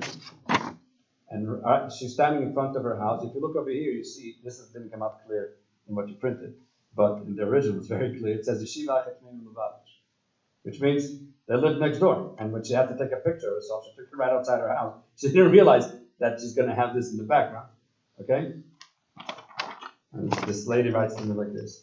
Rabbi Garelik, here's the photo I told you about 1947, Buffalo, New York, and Butler Avenue. This is my grandmother, my father's mother, standing in front of their house, which is next door to the Talmud Torah, which the Frierdiker Rebbe sent Rabbi Avraham Hecht to open, if I remember the details correctly. Now, the interesting part of the story is that my grandmother grew up socialist, while my grandfather grew up in a rather frum home, which he dropped when he married my grandmother. My grandmother forbade my father and his sister from going to the Talmud Torah, which other friends were going to. My dad said he and his sisters used to look inside the windows and watch, but they had to go to the workmen's circle, which is the Yiddish system over there. Fast forward several decades to California, and Rabbi Avraham Hecht's son, Rabbi Eli Hecht, became the shliach in my parents' neighborhood, and the rest is history. This is where neshamas work. The Torah Chassidus teaches us that we don't look at a yid at his body, we look at his neshama. The Frierdiker Rebbe sent Rabbi Avraham Hecht to Buffalo. He opened up next door there are kids. The kids dying to go in there, but they can't. Okay, we'll take care of them in another way. But the Rebbe works in very, very interesting ways. The Alter Rebbe had a chaver, and his name was Reb Shlomo Karliner. Reb Shlomo Karliner was one of the biggest Talmidim of the night. According to some opinions, he was the Mashiach ben Yosef, without going into details. One time a Jew came to Reb Shlomo Karliner, and he asked him for a bracha for something. Reb Shlomo Karliner told him, I'll give you a bracha with one condition, that you curse the Vilna Gaon. Have you heard of the Vilna Gaon? He was the opponent of Hasidim at that time. So the Jew said, curse the Vilna Gaon. I can't do that. So they said, you don't curse him, no bracha. The Jew needed the bracha. He was a smart Jew. So he tells Reb Shlomo Karliner, okay, I'll curse with one condition. You tell me what to curse. You'll tell me what to curse him, and I'll curse him. So Reb Shlomo Karliner told him, curse him that his grandchildren are going to become Hasidim. And one of them is actually standing in front of you right now. My grandmother and my grandfather are both Einiklach of the Vilna Gaon. Because, and I'll finish with this, my parents, as I mentioned before, my grandfather was a shliach in Pittsburgh, and my parents got married in 1958. At that time, the Rebbe still used to be Mesader Kiddush. He used to officiate at weddings. So on the one hand, they wanted to have the wedding in 770, so this was the Rebbe could officiate. On the other hand, my grandfather was a shliach in Pittsburgh. And it's not right to, a whole year he's there, he has a yeshiva, he has balabatim. When he marries off his daughter, it does it in New York. That doesn't work that way. So they didn't know what to do. Should we make the chas in Pittsburgh or in New York? And there was a perfect reason for either. So when Chassidim don't know what to do, he asked the Rebbe. So they went into the Rebbe and asked the Rebbe, what do we do? We want the chas and kala, and the parents wanted to hear because the Rebbe was Mesader Kiddush. And because the Rebbe was already Mesader Kiddush to a few of our family. So the Rebbe said, very simple, we're going to make a compromise. We're going to do the chuppah in 770 and the wedding in Pittsburgh. Which means the Rebbe is going to change the schedule. Normally the chuppahs are at 6 o'clock in the evening. We're going to make the chuppah at 1 o'clock in the afternoon. This way they can go from the chuppah to the airport, catch a flight, it's an hour flight, and then be in Pittsburgh for the chassid. Okay, good plan? Fine. Now I heard the story from a second cousin of ours who was there, and he actually drove the car from the chuppah to the airport.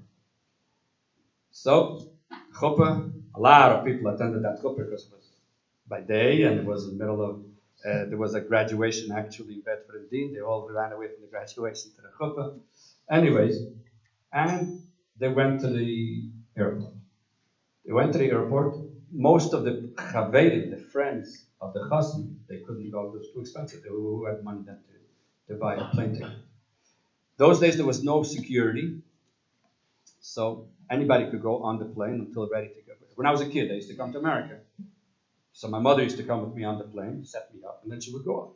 You walk to the plane. Today you don't see the plane when you go on. You would just go through a tube, and all of a sudden you're in the plane. We used to walk to the plane. And there was no security at all, nowhere in the airport. So, everybody went to the airport. The Bachrim went on the plane. They started dancing with the chassid, started saying l'chaim. Finally, the pilot comes on and he says, okay, we ask everyone who's not going to Pittsburgh to please go off the plane. Tell a whole bunch of Bachrim, after all that l'chaim to get off. And finally, they went off the plane, went down the stairs, and they started dancing, over there. The plane takes off and they saw the Bachrim dancing. Okay. An hour later, they land in Pittsburgh. As they're landing, just hit the ground, the pilot comes on and he says, it's impossible. It's impossible. Nobody knew what he's talking about. And then all of a sudden he says, all the people are sitting on the left side of the plane. Look outside. They look outside. And what do they see? Bachrim dancing. Okay, the plane parked. Now, normally, the pilot is the last one to go off the plane. That's how usually, you ever notice when you go off the plane, he's still sitting in that room over there, in the cockpit? He's not having a good time over there. He has no choice, because he's officially supposed to be the last one off. In this case, I think it's the law, I'm not sure. In this case, the pilot was the first one to get off the plane. He runs down to the Bachrim, and he says, how did you guys do it? How did you guys do it? They're looking at it, they have no idea what he wants. These are Bachrim who came the night before by car to Pittsburgh because they couldn't afford a plane ticket, and they wanted to come to help out at the wedding. So they rented a car, raised 7-8 Bachrim together, and they figured in Pittsburgh there that they're coming by plane. They figured they'll already start at the airport. They came and they were dancing. So the pilot told them a line, and this is the one that I want to leave you with. He said, you guys, you all look alike. And you sing the same tune. Okay? Barcheinu avinu kulanu ke'echad. To the world out there, we do look the same. When those guys went into Jersey City, they didn't ask, you're Satmar or Babava? What are you? Are you a Litvisher or you're... They didn't ask any questions. Because to them, we all look the same. Why? Because now we are at a time where the neshama is being revealed. And therefore, the Jew on Fifth Avenue who put on film with, or the one, they were all the same. And that is the Chiddush of Teres Hasidus. Therefore, when Rosh Hashanah comes around, we're taking a stronger achlata that this year we're going to make sure that next year Yotas Kislev we should all be in Yerushalayim.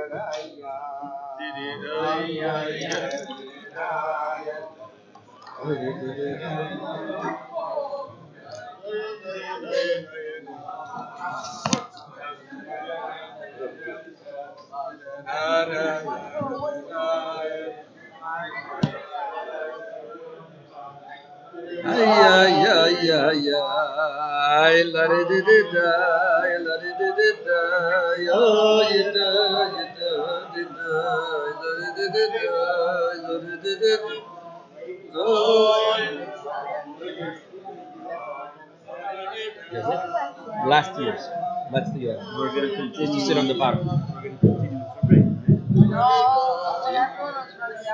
Of course, that's what we're going to continue with the Farbrengen in a few minutes. So you don't have to leave. It's not over. Part 1. We're going to continue with the Farbrengen. With part 2. Part 1 is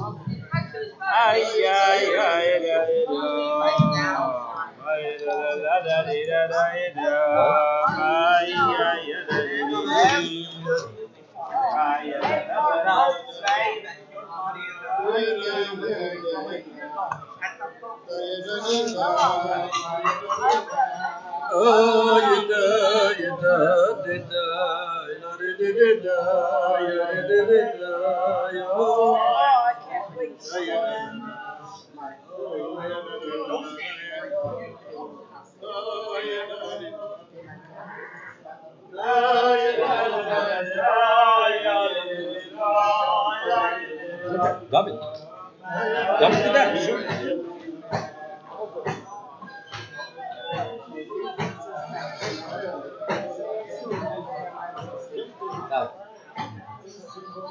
Yeah.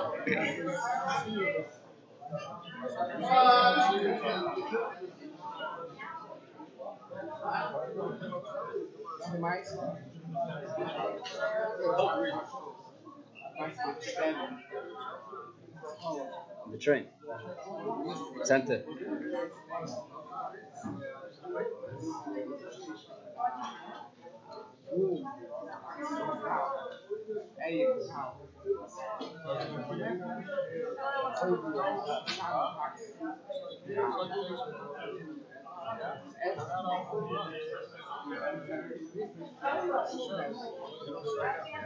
No, there's a lot of stories.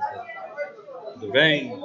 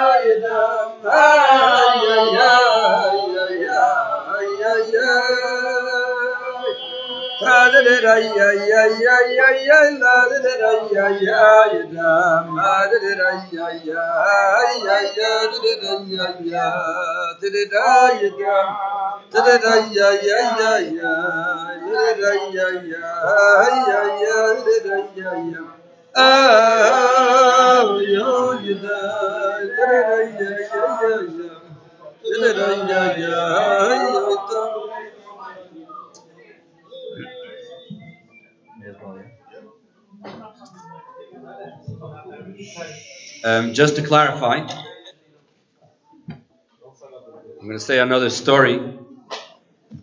The Baal Shem Tov wasn't the first one that brought out the concept of Chassidus. In a broad fashion, yes. But about 100 and few years before the Baal Shem Tov, the first one actually in the last generations that revealed the concept of Pnimis HaTorah was the Arizal. And it's interesting that any time a new revelation came down to this world, Avraham Avinu, Moshe Rabbeinu, the Rambam, Rabbi Shimon Bar Yochai, they all had opposition. They all had opposition. And in the strongest fashion. Because that's how it is when there's a big revelation from the Eibishter, so then the negative forces come. There's a very, very beautiful story of the Arizal, which is not very well known, of how he started to bring out this idea of Pnimius HaTorah, the esoteric part of Torah. The Arizal was in Tzfas.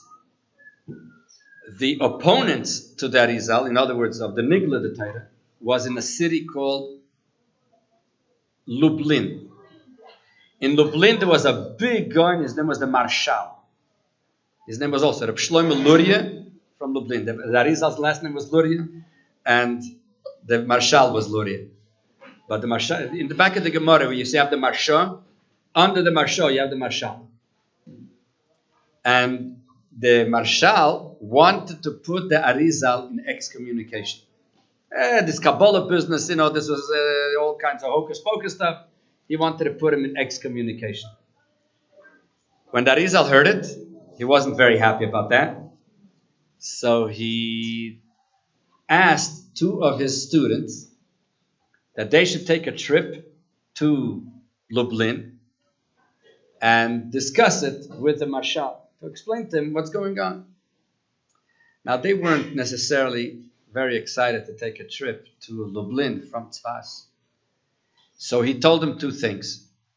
Number one, if you go, I will give you two things. Number one, I'll give you kfitzas haderech, right? That you get there very fast. And the second thing that I'll give you is that you will be able to see the Mashiach of the generation. These are the two rewards that they're going to get. Where is the Mashiach of the generation? About, I forgot how many kilometers, how many miles out of Lublin. If you don't mind to turn off the...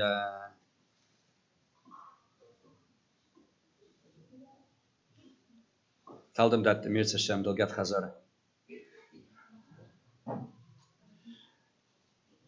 There's a city called Sitevich. In the city Sitevich, there is a man, his name is Rabbi Yoakim ben Reb Shmuel. And this Rabbi Yoakim ben Reb Shmuel is the Mashiach of the generation. No, if they can get such a thing, of course, it's worth it. And the Arizal gave them food, like danishes and stuff, that they should be able to have it to eat. They went out, and he put them on what's called in English, a flying carpet. And within minutes, they were in front of the shul of the Marshal in Lublin. They walked into the shul, and of course, they looked like these Bedouins. They come from Israel, from Tzfaz. The people in Poland looked a little different. So the people looked at them a little,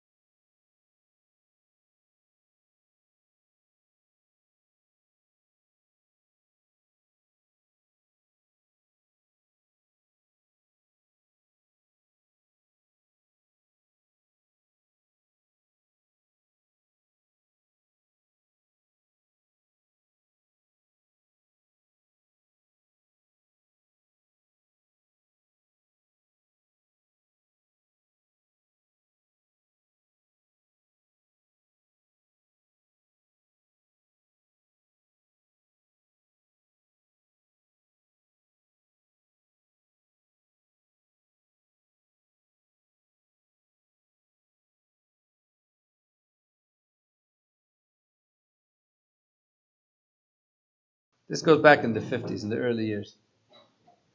And she, the wife, somehow, I'm not sure exactly how, she got close to Chassidus, but the husband was still called to it. And she wanted very, very much that he should come and see the Rebbe. So what she did was she made an appointment for Yechidus. Those days to make an appointment meant a few months in advance. And right before the appointment was coming up, she told her husband, Hazachaim, we're going to meet the Rebbe. So he didn't really oppose going.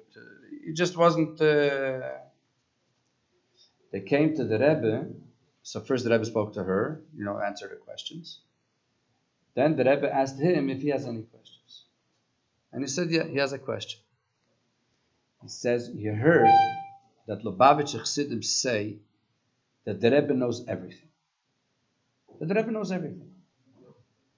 So he didn't ask the Rebbe, is it true that the Rebbe knows everything? He was very polite.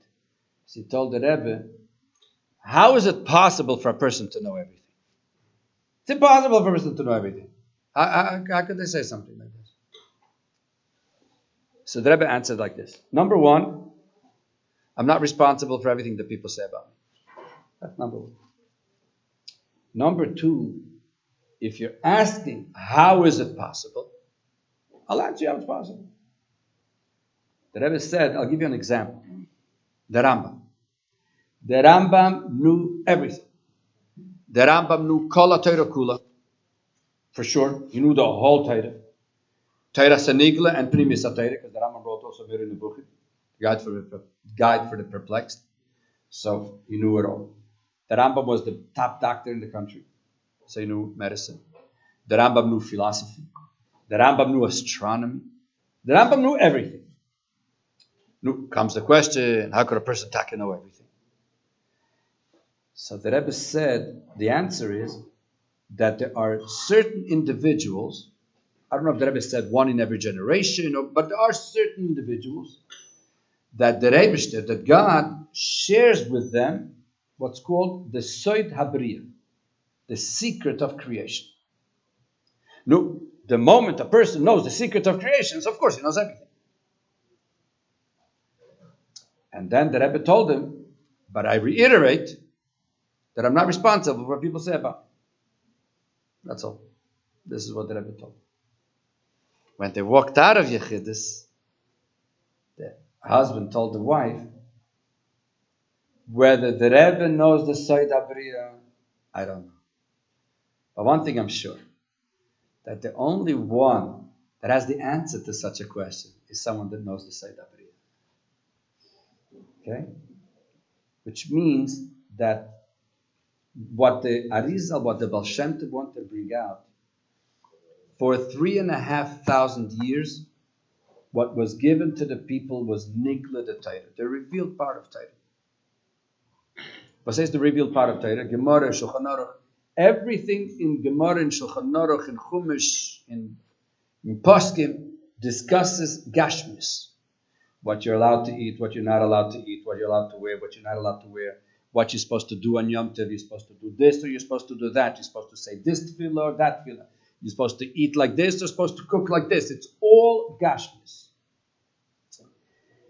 Nowhere in the Gemara or in Poskim is discussed the Neshama. It is mentioned here and there, but they don't discuss the Neshama. They don't discuss the levels of the Neshama. They don't discuss Malachim. They don't discuss all the Oilimus. This is all discussed in Pnimiyus HaTorah. Why? Because the truth is that just like a person is divided into two parts. There's the body of a person, there's the Neshama of a person. When you look at a dead person and you look at a live person, they look exactly the same. The only difference is that this one talks and this one doesn't. There is something spiritual here, which is the Chayis, the life, and that is what makes the difference, but you can't touch it. You can't feel it. You can't do anything. And the same thing is with Pnimiyus HaTorah. Pnimiyus HaTorah is the soul of Nigla the Torah. And eventually Mashiach is going to come. We're going to see that really they are one. So just like we read before in the Zohar, that on Friday afternoon is the time when we prepare for Shabbos. That's what, like the video that we saw today, that was powerful like anything. that the Rebbe says that the Rambam makes it very clear that eventually the whole world, everybody's going to become Chassidim. Why are they all going to become Chassidim? Because Mashiach is going to come, what's going to be? Umala ha'aretz deya es Hashem. They're going to know the Eibishter. To know the Eibishter, you can't know it from Nigla the Torah. From Nigla the Torah, you know what the Eibishter wants us to do. But what is the Eibishter? That's only Chassidus. And when Mashiach is going to come, we're going to have the blend of these two things. And that's exactly why the Rambam, the Arizal and the Baal Shem Tov, this is what they were working on, that the whole world should realize that Nigla and Pnimius is all really one thing. If I could just finish with, on this note, one more interesting thing from the Rebbe's father. The Rebbe's father says, regarding Yutas Kislev, if you could see it in the Kutas Sikh as a Chelik Tazayin, the Sikh of Shmois and Yisrael. He says something phenomenal. The Torah Sanigla, the revealed part of Torah, was given on Matan Torah. When the Rebbe gave the Torah 3,500 years ago. So, of course, the whole Torah was given, but what's visible to us is Nigla the Torah, the revealed part of Torah. When Mashiach is going to come, we're going to have Pnimius HaTorah. We're going to have the esoteric part of Torah. Says Rabbi Levi Yitzchak that we find something very, very interesting here. The revelation to Nigla the Torah, Matan Torah. Now, when you have a world which is material, and you have God that is spiritual, and you put them together, there's a crash. It's like taking a light bulb of 1,000 watts, and you put in there 1,000,000 watts. What's going to happen to that light bulb? It's going to crash. It's going to platz. When God is coming down to this world to give the Torah, the world is getting a crash. It's impossible. So therefore, as a preparation to Matan Torah, there was something called Kriyas Yamsuf. What's Kriyas Yamsuf? Literally, the world split. The waters all over the world, they just split because there was this revelation coming, which was Matan Torah. Into how many parts did the Yamsuf split? Into 12 parts. Yud Beis Gzon for each one of the Shvatim. When Mashiach is going to come, there's also going to be a split. And that, as we're saying, the Haftarah of Achar Shal Pesach, Achar Pesach is the day of Mashiach, right? Because of the Haftarah. It says that Mashiach, the Rebbe is going to take the Yam Mitzrayim, the Sea of Mitzrayim, Vehikohu is going to split it, Leshiv'a Nechalim, into 7. So the breakthrough to Nigla the Torah was 12 parts.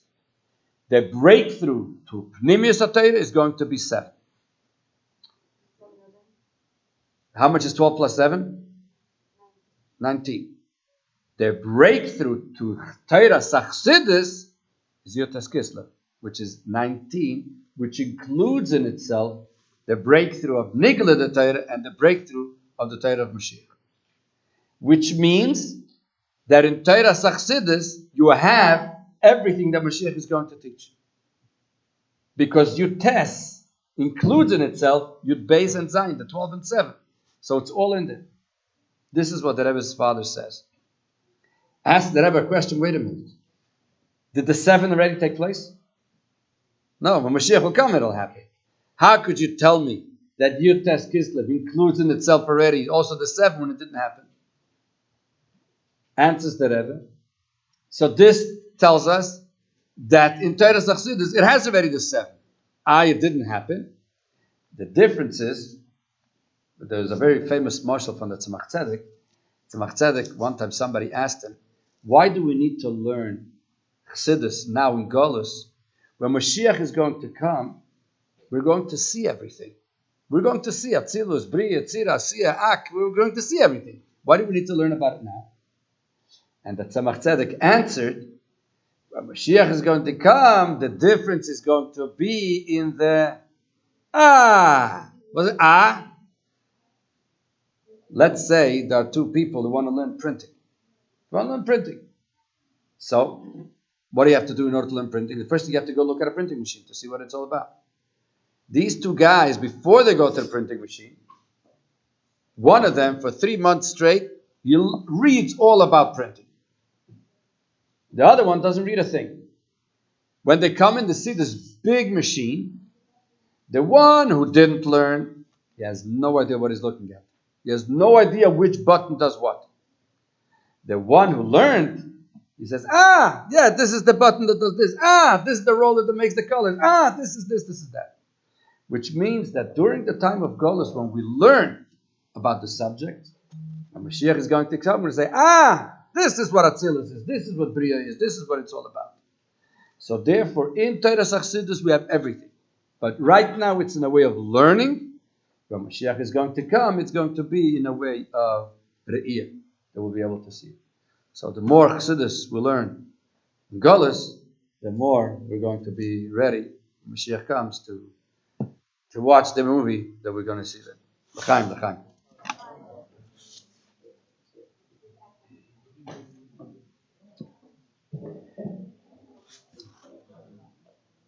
Ashreinu, Ashreinu, Matav Kalkeinu, Manayim, Manayim, Manayim, Gairali.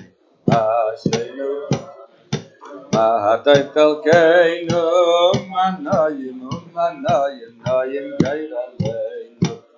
Oh, Mayafa, oh, Mayafa. Oh, Mayafa, Yerusha, say no. Oh, Mayafa, oh, Mayafa, oh, Mayafa, Yerusha, say no.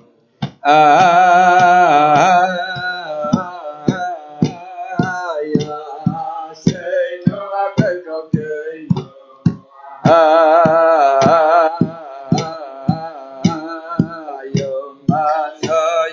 Gairaleinu,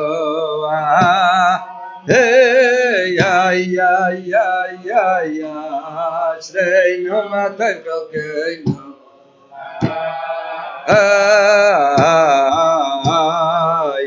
Manayim Gairaleinu, oh, my Yapa, oh, my Yapa, oh, my Yapa, Yerusha, say no. Mayafa, oh Mayafa, oh Mayafa, Yerusha Seino, Ashreinu, Ashreinu, Matef Kalkeinu, Manayim, Manayim, Manayim, Gairaleinu, Ashreinu, Ashreinu, Matef Kalkeinu, Manayim, Manayim, Manayim, Gairaleinu, Mayafa. Oh, Mayafa, oh, Mayafa, Yerusha, say no. Oh, Mayafa, Mayafa, oh, Mayafa, Yerusha, say no.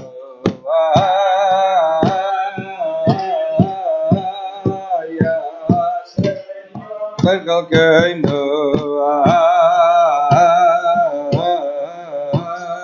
You man, I know,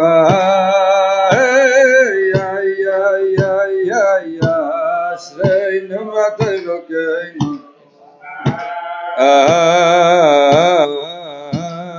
You man, you make it all I know, my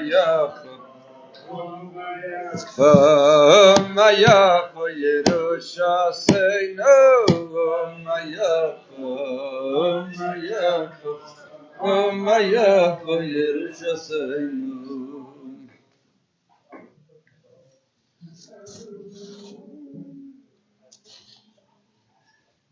My minig is that, I mean, I could talk and talk, but I'd rather say things that people want to hear rather than what I want to say.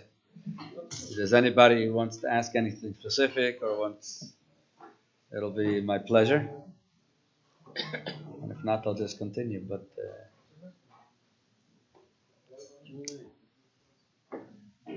was one question that I see. What will be the role of women in the time of Mashiach? Specifically, are they going to have any part in the service of Beis Hamikdash?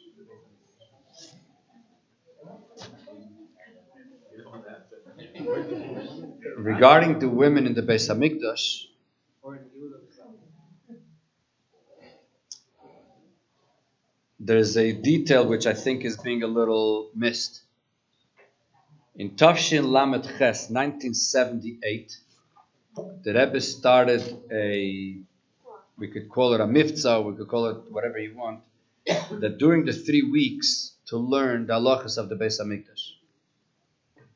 It seemed like a very technical thing. The 3 weeks is a time of the mourning for the Beis Hamikdash, so instead of mourning, we talk about the building. Episode looks like an interesting, it's not so.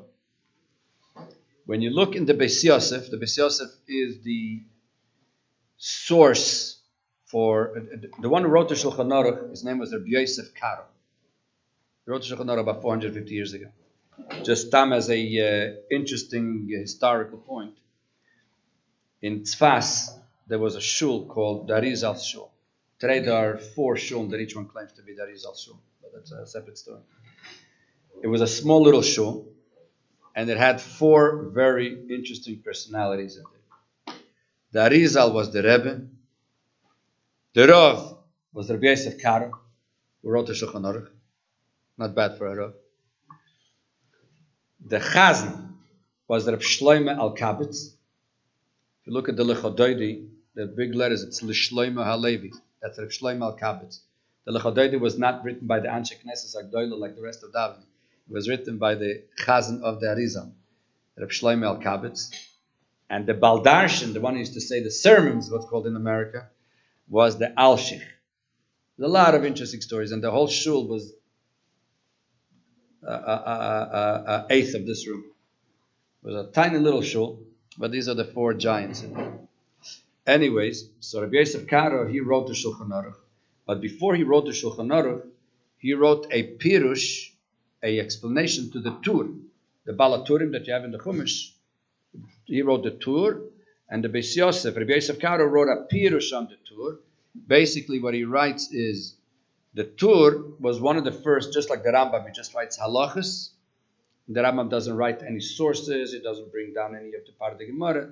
So the Tur did almost the same thing like the Rambam, taken a lot from the Rambam, from other Rishonim. The Beis Yosef, what he did was, Rabbi Yosef Karo, he took and explained the sources. So that's why it's very long and very extensive. Then the Beis Yosef came and he made a short version of the Beis Yosef, and that became the Shulchan Aruch. The Beis Yosef, right in the beginning of the Beis Yosef, in Beis or Gimel, he writes that the halachas of Beis Hamikdash, Hilchas Beis Abchira of the Rambam, you have 1 or 2 people in the generation that learn these halachas. That's what he writes. 1 or 2 people in the generation. All of a sudden came the Rebbe, and he turned this from 1 or 2 people in the generation to hundreds of thousands. Why? This is not something technical. There is a dispute. It's not a dispute. There's 2 different opinions, and later we'll see that it's not 2 opinions. It's really, the Rebbe always made from every machlokes, he showed that it's not a dispute. It's 2 different stages. It's step 1 and step 2. How is this 3rd Beis Hamikdash going to come to be? The pasuk says, we say every day in the morning in davening in Ozyashir, Mikdash Hashem Koinen Yodech, that the Beis Hamikdash is going to come from above. The Rebbe creates a Beis Hamikdash and it's going to come down in Hashemayim. The Gemara says, the Rambam says that Mashiach even the Beis Hamikdash. Mashiach is going to build the Beis Hamikdash. So how's it going to work? So the answer is, it's not 2 opposite opinions. It's a blend.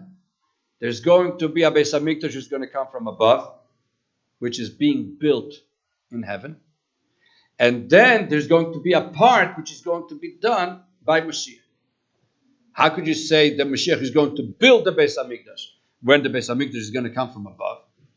And the answer is, one of the answers is, what Mashiach is going to do of the Beis Hamikdash, if it's coming down from heaven, what's he going to do?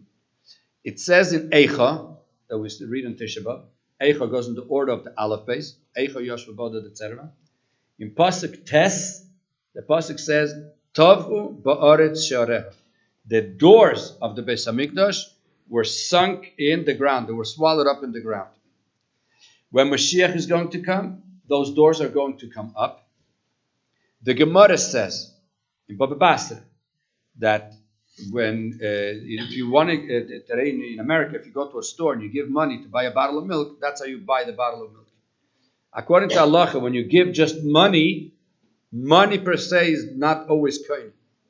You have to pick up the bottle of milk and then you could be kohen, because they have to see something which is called meshich. Without that, you're not kohen anything. How do you make meshich on a house? A house you can't move. Says the Gemara that if Noal Godar Uparatz, if let's say you put up the doors or you lock the doors, you do something like that, that's how you're kohen. So that's what Mashiach is going to put up the doors, and it'll be as if he is the one to build the Beis Hamikdash. And this is also one of the proofs. Everybody asks, who says the third Beis Hamikdash is going to be something eternal? Maybe it'll also be destroyed, chas v'shalom, like the first and the second. And the answer is no. The first Beis Hamikdash was built by Shlomo HaMelech. The second Beis Hamikdash was built by who? By the Oile Bavel, the people who came back. In a deeper sense, the Yidden, as we know, are divided into two types of people.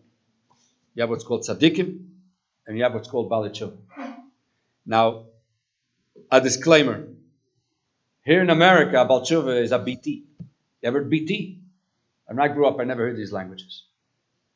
Because the way it's looked up in America is, what's a Balei Tshuva? Someone who yesterday didn't know what Yiddishkeit is, and today found out, so that's called a Balei Tshuva. No, that's not called a Balei Tshuva. That's called a good Jew. A Balei Tshuva in Torah is someone who was on the right path, and he veered off a little bit, and then he came back. That's what's a Balei Tshuva. And that type of thing, everybody can get through that almost every day. The simple mashal for that is, you know, did you ever go to the airport or to the a department store, and you see there's an escalator going down? What are the kids doing, or some adults, when they see an escalator coming down? What do? They run up, right, against it. So if you go faster than the escalator, then you go up. If you go the same speed as the escalator, you stand in one place. If you go a little slower, you fall down. The Rebbe to put us here on earth, we're on an escalator that's coming down. So if every day we do more than yesterday, so we go up. If we do the same like yesterday, we're in the same place. If we do less than yesterday, then we fall down. So almost everybody has a chance to be a Balei Tshuva. And it happens, unfortunately, pretty often that we have to do that. Now, the Gemara says that b'makish Balei Tshuva, tzaddikim gvurim enu michayil lamed shel, right? That where Balei Tshuva stands, a tzaddik gomer can't. Why not? Why is a Balei Tshuva better than a tzaddik? A tzaddik is a person who reached the top level. Where's the Balei Tshuva? Why is he any higher? And the simple answer is, one of the answers obviously, because there are 248 mitzvahs aseh. There's 365 mitzvahs lo aseh. How many mitzvahs can a tzaddik do? 248, not more. A Balei Tshuva, if he did any of the Avedas, and then he does Tshuva, the Avedas turn into mitzvahs, so now he has more than 248. So therefore the Balei Tshuva is on a higher level than the tzaddik. Yeah? No, comes the tzaddik and says, excuse me, it's not fair. I also want to get to that level. What's the eitzah? There's only one eitzah. To do Avedas and then the Tshuva, right? Says the Rebbe, no, Echt Avoshiv doesn't work. You're not allowed to do Avedas and then the Tshuva. So how is a tzaddik supposed to reach the level of Balei Tshuva? How is he supposed to add the other side also? So it's explained the Chassidus that when a person gets somebody else to do Tshuva, he gets that same schar also. And that's how we can get to that level. Okay? So we see how it works. So therefore, the Avodas HaTzadikim is called Avodah Milamaylo Lamata. They look at the world from above down. They look down at the world. Mashenken and Balei Tshuva, he is in the world and he goes up. So one is Milamaylo Lamata, one is Milamata Lamaylo. The first Beis Hamikdash was built by Shlomo HaMelech, which is Milamaylo Lamata. Avodas HaTzadikim. The second Beis Hamikdash was built by who? By Oile Bavel, those that came back from Golus. It's Avodas HaTshuva. Says the Rebbe, the Tzadikim is very nice. Tshuva is very nice. But the Rebbe wants the blend of the two. Regarding Mashiach, it says in Zayah that Mashiach osid lasava tzadikaya betiyuvta. Mashiach is going to show how everybody, even tzaddikim, have to do tshuva. And by Mela, we have the blend of the two. The first Beis HaMikdash was built by Shlomo Melech. That's why it was destroyed. Second Beis HaMikdash was built by Eile Bavel. That's why it was destroyed. The third Beis HaMikdash is coming Milamaila and Milamato, and it's going to be the blend. So therefore, it's going to be forever. How is this Beis HaMikdash being built Lamaila? Is the Rebbe standing and putting together bricks? No. Just like when we daven, just like when we learn, we create malachim. So too, when we learn the halachas of the Beis HaMikdash, we are actually building the Beis HaMikdash Lamaila, and then when it's going to come down, we're all going to be able to see our part in the Beis HaMikdash.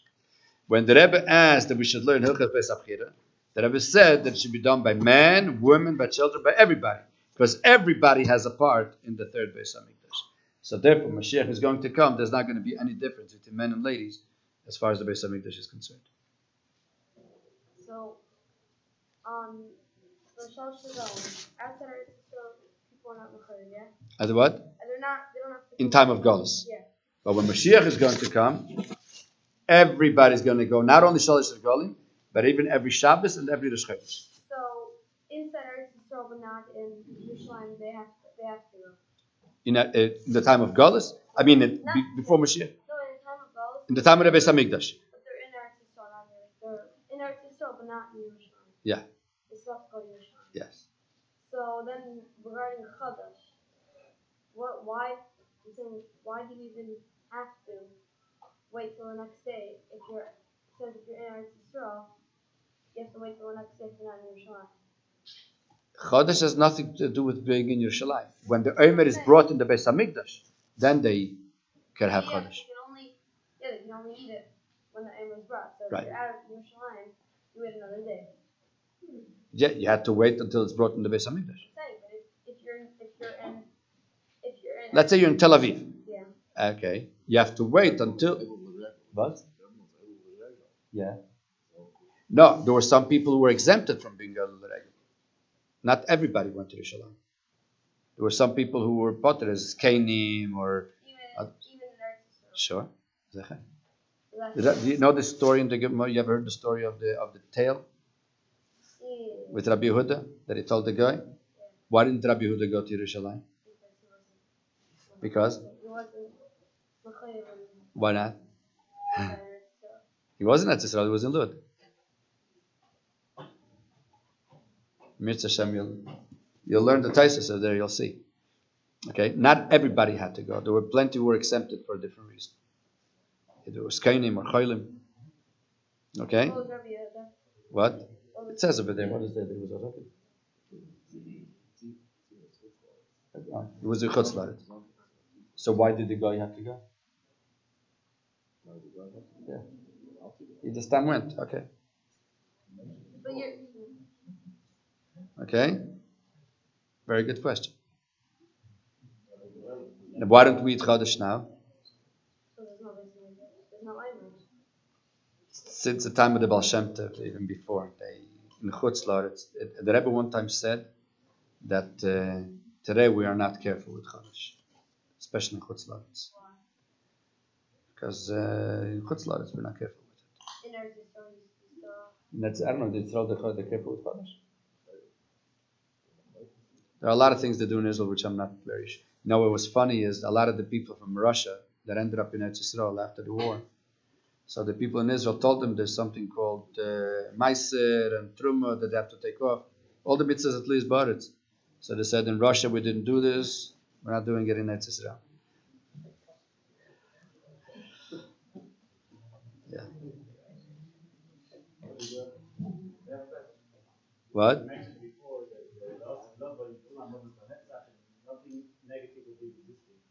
Then you can still see the other lonas until it's blue. Atzilus is full of Torim, and then every oilon is mixed of oil. How that will be revealed on the Shepherd, I'm happy you can see the negative. There will be no place for negative at all. Right, so then we won't see that. Right now, no. What? Within Toy. No, you have different levels within Toy. It will be nothing negative at all. Say it again.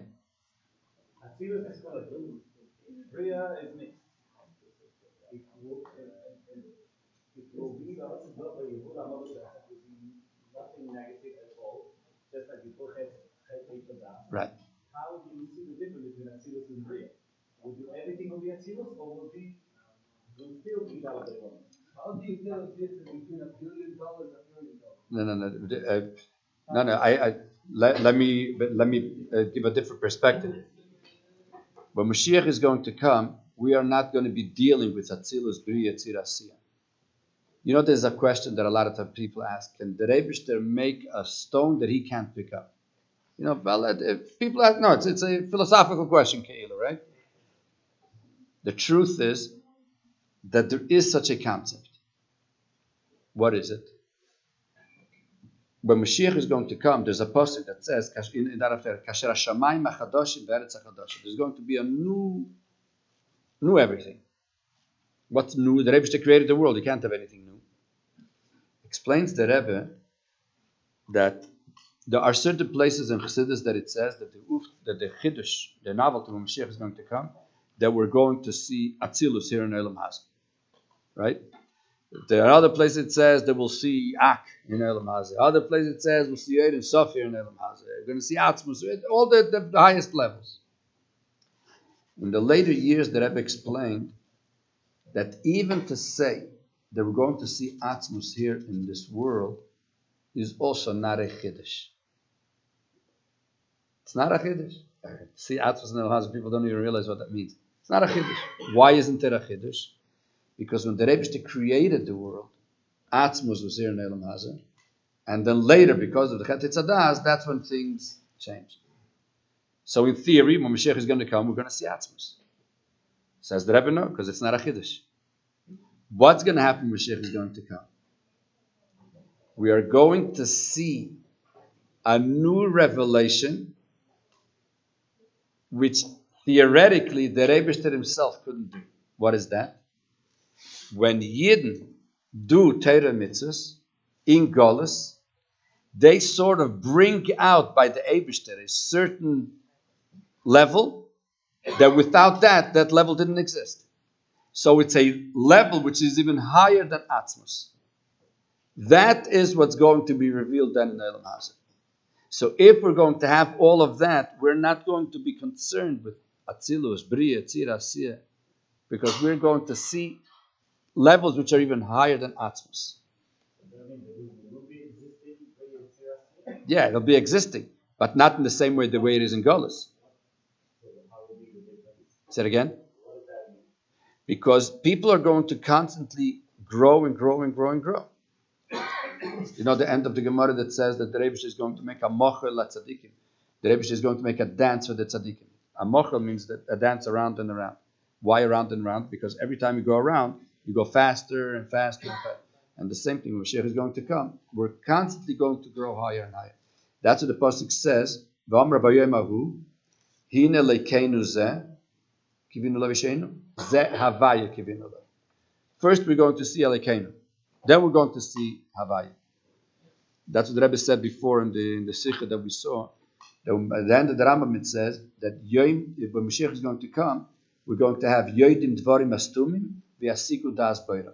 We're going to see the hidden stuff and the knowledge of the Eibishter. The hidden stuff is all the Gashmas, all the technology which is coming out, all the medicine which is coming out. That's the Dvarim Astumim Yasiku Das Beira. Once you see the greatness of the Eibishter in Elam Hazeh, we're going to see the greatness of the Eibishter up there. Okay?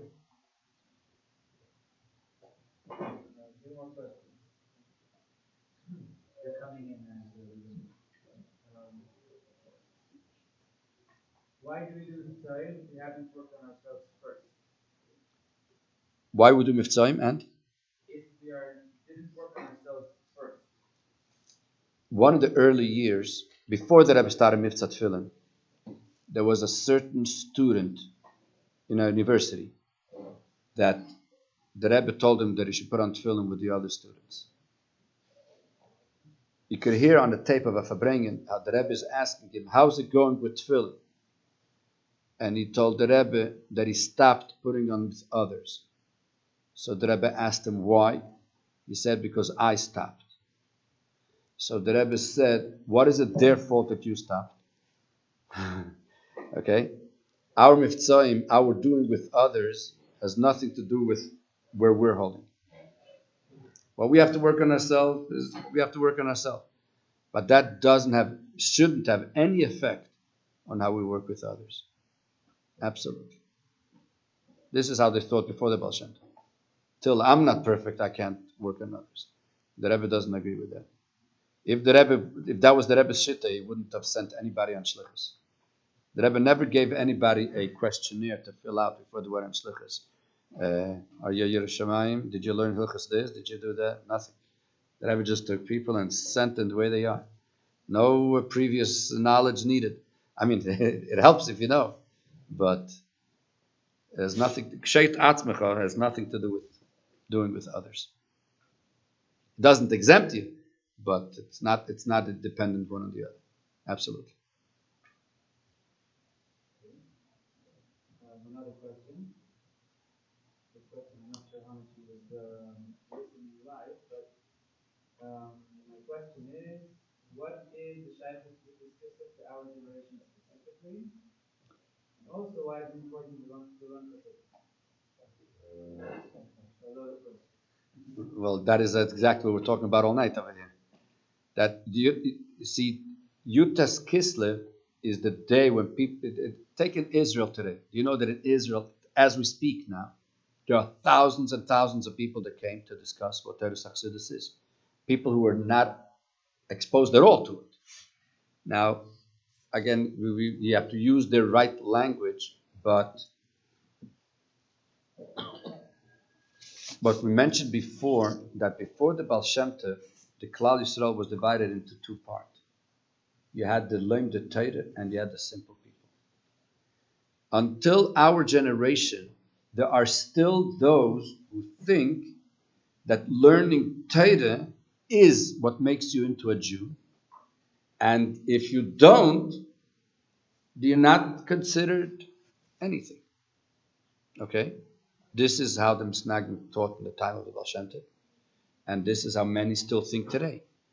Torah Chassidus comes and says that this is not how you measure a person. You measure a person by his neshama. And that's what Yutas Kislev is all about. Without Yutas Kislev, we wouldn't have all of this. I even like this. It wouldn't have happened. I mean, if you wanted to get into the nitty-gritty, but not too many people are going to be happy about that. The way the Baal Shem Tov put it was very simple. And that's why he had a lot of misnagdim. The Baal Shem Tov came and said that a person is measured according to his neshama. And he explained it as follows. The world is like a puzzle of thousands of pieces. Any puzzle, if it's missing one piece, or one piece is in the wrong place, the whole puzzle is no good. What's more important in the world, a Harvard professor or a plumber?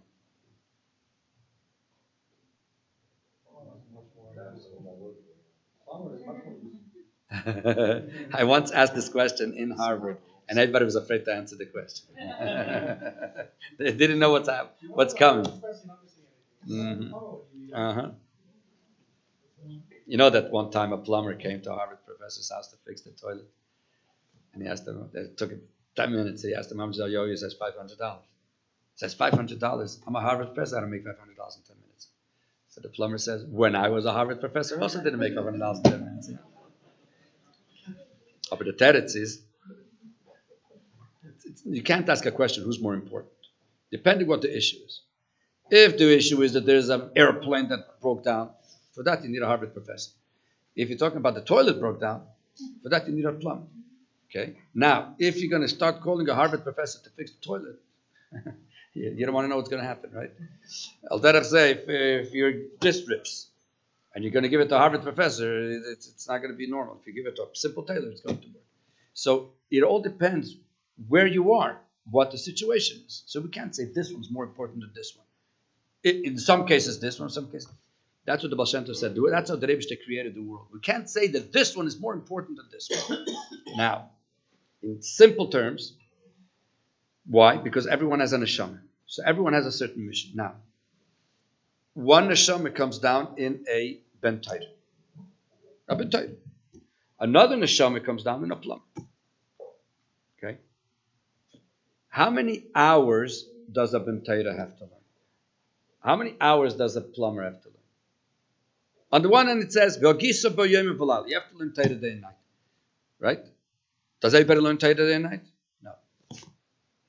Because you have to eat, you have to sleep, you have to... So therefore, everyone has his mitzvah. So if you look at Shulchan Aruch, there's a section called Hilchos Talmud Torah. In Hilchos Talmud Torah discusses who has to learn what, when, where. So in simple terms, if someone is the ben Torah, he has to learn, let's say, 10 hours a day. If someone is a plumber, so he has to learn Perek Echad Shachris, Perek Echad Arvis, 1 hour in the morning, 1 hour at night. Now watch what the Baal Shem Tov did. So one neshama comes down in a ben Torah, one neshama comes down in a plumber. If this one learns is 10 hours and this one learns is 2 hours, are they equal? Are they equal? Yes. This will learn 10 hours, this will learn 2 hours. The teretz is. If you look at the clock, you're right. This one learned 10, you can't compare. If you look at the neshama, the purpose, why this neshama came down, this guy is a plumber. If he learns 10 hours a day, he's not going to be a plumber. That's not his shlichus ne'lamaz. So therefore, when this one learns 10, this one learns 2, they're equal. Depending what am I looking at? Am I looking at the nigel, am I looking at the clock, or am I looking at the neshama? Okay? Does this make sense? If this makes sense, so how come the Misnagdim were so against it? Why did they get so excited? They want Baal Shem Tov said it was something so beautiful. The answer is because in those times they didn't have this, right? When we talk here, they could see it in there, and we're on the same page. But those days, the Baal Shem Tov was immeasurable, and the news had to get to Vilna. By the time he got to Vilna, only the end got there. That the plumber and the ben Torah are both on the same level. The whole story of the neshama never got there because they don't know what a neshama is. They never learned what a neshama is. Nigla the Torah doesn't discuss neshama, so they have the message got lost. What?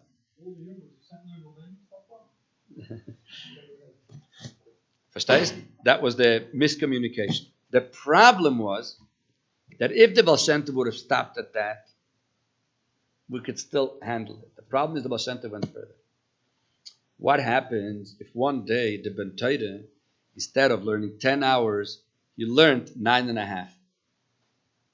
Is he still at this level? He's here. The plumber, one day, instead of learning 2 hours, he learned 2 hours and a quarter. Where is he? So now who's the tzaddik and who's the rasha? See what's going on? This one, who learned for 9.5 hours, is considered a rasha. This one who learned for 2 hours and a quarter is considered a tzaddik. Could you imagine what happened now when the news got there that the Baal Shem Tov says that the plumber is a tzaddikim and the Bnei Torah are rishayim?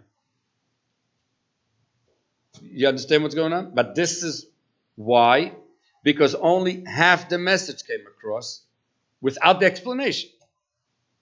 It took 9 generations to bring out this point. Okay? What the point behind it? Actually, after Talmud Tzemach Tzedek, it already went somehow. Okay?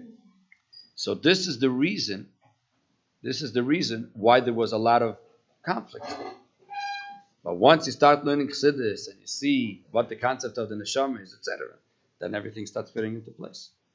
And that's why even today you still have those that are still not understanding that it's not the question of how many hours, because a lot of the people who are learning, they think that they're tzaddikim because they learn. But they never make a cheshbon. They're like, did I learn today more than yesterday? Did I fulfill my mission? That's a total different question. As the Alter Rebbe says in the Kutei Torah, you can have a person who sits and learns Al Torah Val Aveda for 70 years, but he hasn't started in Avodas Hashem. Because Avodas Hashem is a different concept. Avodas Hashem means worshiping God, not worshiping yourself. A person who enjoys learning is worshiping himself, not worshiping. So of course we have to learn a lot of Torah. Okay?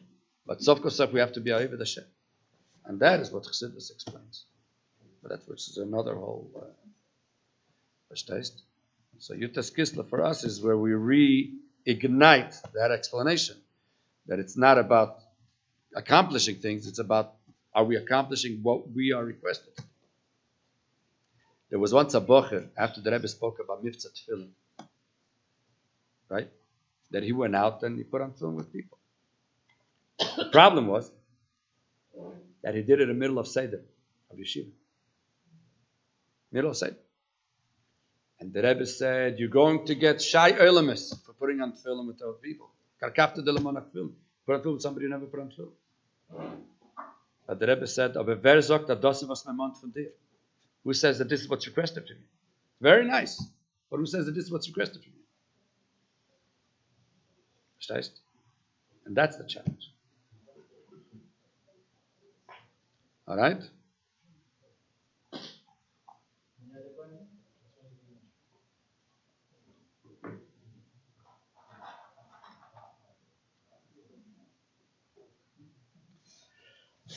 So we'll just, it's 12 o'clock. I am available tomorrow, no? Said that when Mashiach comes, it's going to be like the all moment. Who? The all moment. What's his own? Yeah. Yeah. So before we start with all this. That's not our moment. Sure. So what's now? What's going to be then? Now we're learning about it, then we're going to see it. Now we're learning about all this thing. Do you see it? Do you see Elikus? Do you see Elikus? I don't see it yet. I can see the difference between a shul and the street. Yeah, I see it. This. Our moment now or is our moment then? No, then will be the our moment. What's now? Now we're learning about what's going to be the our. Like I told you the story with the printing machine. The one who learned about printing, when they'll see the printing machine, will say, now I see what I learned. Everyone didn't see that. Everyone didn't know how to work the printing machine, no? Everyone's going to know how to work it. Not somebody who didn't learn it. Someone who didn't learn it is not going to, what's all this? He's not going to know. So not everyone doesn't know who Mashiach comes. Slowly but surely. Everybody, eventually. There are some who are going to say, and some are going to say, Possible to say that we're already in that moment. In the understanding of things, not in the see.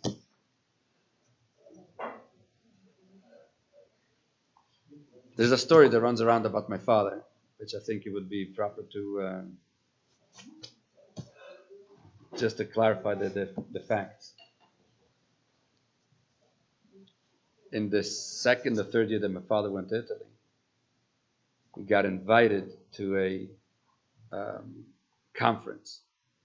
There was a certain big Rav, was a Rav from before the war, and he was opening up a yeshiva, a new yeshiva, in a city called Montreux. It's on the border of Switzerland and France. So they invited my father to be the guest speaker. My father then was a young man, 26, 27 years old. This was after the Holocaust. He still had Rabbanim. My father then used to ask the Rebbe everything. Those days, everything he went through, letters, telegrams. And the Rebbe told my father to go. So my father prepared something from Shari Yehuda, from Yehuda Ever, the Sefer. He came to this grand opening, and the first speaker was this Rosh Hashiva who was going to, and he started speaking on the same exact subject that my father prepared. For those of you who are not into public speaking, the experience of coming to a place where you're going to speak about something, and the speaker before you says the exact, used to make like every summer, like a Yarchikala, like a gathering of the local European Rabbanim. So he says, I have a minhag that I pick 3 of the Rabbanim that come, and we go into my office, and we talk and learn it. So today, so I want you to be one of those 3 to come. So my father went into his office, and he tells my father, I was very, you could ask me any question you have in Shas, in Poskim, and I'll answer you. So my father told him, Baruch Hashem, I have no questions. Everything's fine. But I have a different question. That was a Bocher in 770. One of the highlights of a Bocher in 770 was to be around Sunday night, Tuesday night, and Thursday night. Till 1965, the Rebbe used to take Yechidus 3 times a week. Sunday night, Tuesday night, and Thursday night. And just to hear the stories, today you see the encounters on the videos. This is nothing to compare when it was live, but because most of the people who are talking now are children. Stories that happened with their father, so it's a very watered down. The original people was a total different story. So in order to go into Yechidus, you have to make an appointment a couple of months in advance. My father says, but one time he remembers that there was a Jew, whatever his name was, Bochko, and he came to 770. He went over to Rabbi Chadika. Rabbi Chadika was the Rebbe's secretary. He was in charge of the people go in and out. And he told them they would like to go into Yechidus. So Rabbi Chadika told them, there's no such thing, you have to make an appointment. So he said, if you will tell the Rebbe that Rabbi Weinberg's brother-in-law is here, the Rebbe for sure will say to let me in. Now, normally Rabbi Chadika wouldn't go in and do this. He would say, I'm sorry. But obviously he saw that it's somebody special, so he went to the Rebbe, and the Rebbe said to him, so the word, my father tells this Rabbi Weinberg, the word went around them, 770, that the Rebbe got smicha from this Rabbi Weinberg. He got rabbinic ordination. So my father tells him, the Bochrim who don't know who the Rebbe is, oh, the Rebbe got smicha from him. My father told him, but I know the Rebbe, we know the Rebbe. Is there any validity, even just to the rumor, that the Rebbe got smicha from him? Like, well, why would the Rebbe get smicha from him? The Rebbe they say got smicha from the Ragachover. The Ragachover was the number one genius in the previous generation, but Weinberg. So he gives my father a tap in the back like this. He says, you're right. The Rebbe doesn't need my smicha. But I'll tell you the story. When the Rebbe was in Berlin, went to university, there's different versions to the story, but because his students also said the same story, but a few tiny little differences. I'm just saying the way he told it to my father. The Rebbe did not want to attend Shabbos, all kinds of other things that a Jew shouldn't be doing in that university. So he asked the faculty, how do I get out of it? So they told him, if you bring us a note, if you are a rabbi, if you're a Rav, you won't have to. So the Rebbe asked the faculty, where should I get such a note? So he said, they told him, in Berlin there was a place called the Besmedrish LeRabbanim. The head of the Besmedrish LeRabbanim was Rabbi Weinberg. So if you go to Rabbi Weinberg, if he gives you a note, you're done. So he says, one day there was a knock on my door. Came in this Sheina younger man, a nice young man, with a full beard. Those days in Berlin, there was no such thing as a full beard. Didn't exist. And he tells me that he is here in university. And he says, he thought for a moment, university. Come on, like this, university. And he needs a zettel that he's out of. So he doesn't have to go on Shabbos and all kinds of other things. So Rabbi Weinberg told him, okay, I'll test you. And so he said that the Rebbe asked him, Viva Termir Farhen, how are you going to test me? So Rabbi Weinberg thought that the Rebbe doesn't know how to learn, but he's a frum person. And so he wants to get out of going on Shabbos. So he's asking for Rachmanos, So he told the Rebbe, I'm going to give you the Gemara, go home, prepare a page, come back tomorrow, and I'll test you. Now, let's not forget that the Rebbe by Bar Mitzvah knew the whole Shas Baal Peh. Okay, by Bar Mitzvah.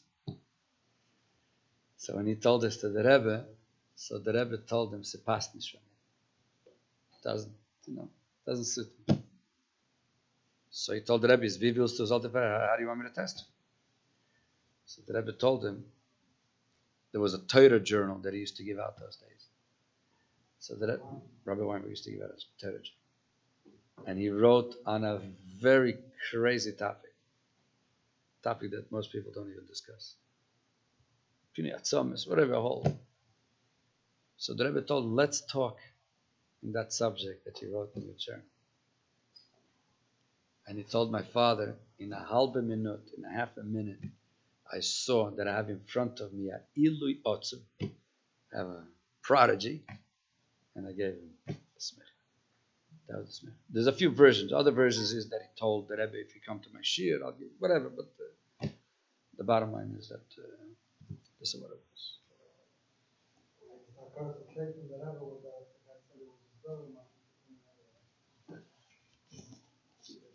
His brother-in-law had a brother, these were Yekis. And one time somehow he ended up, it was on a train. And it was almost Shabbos, he jumped out of the train.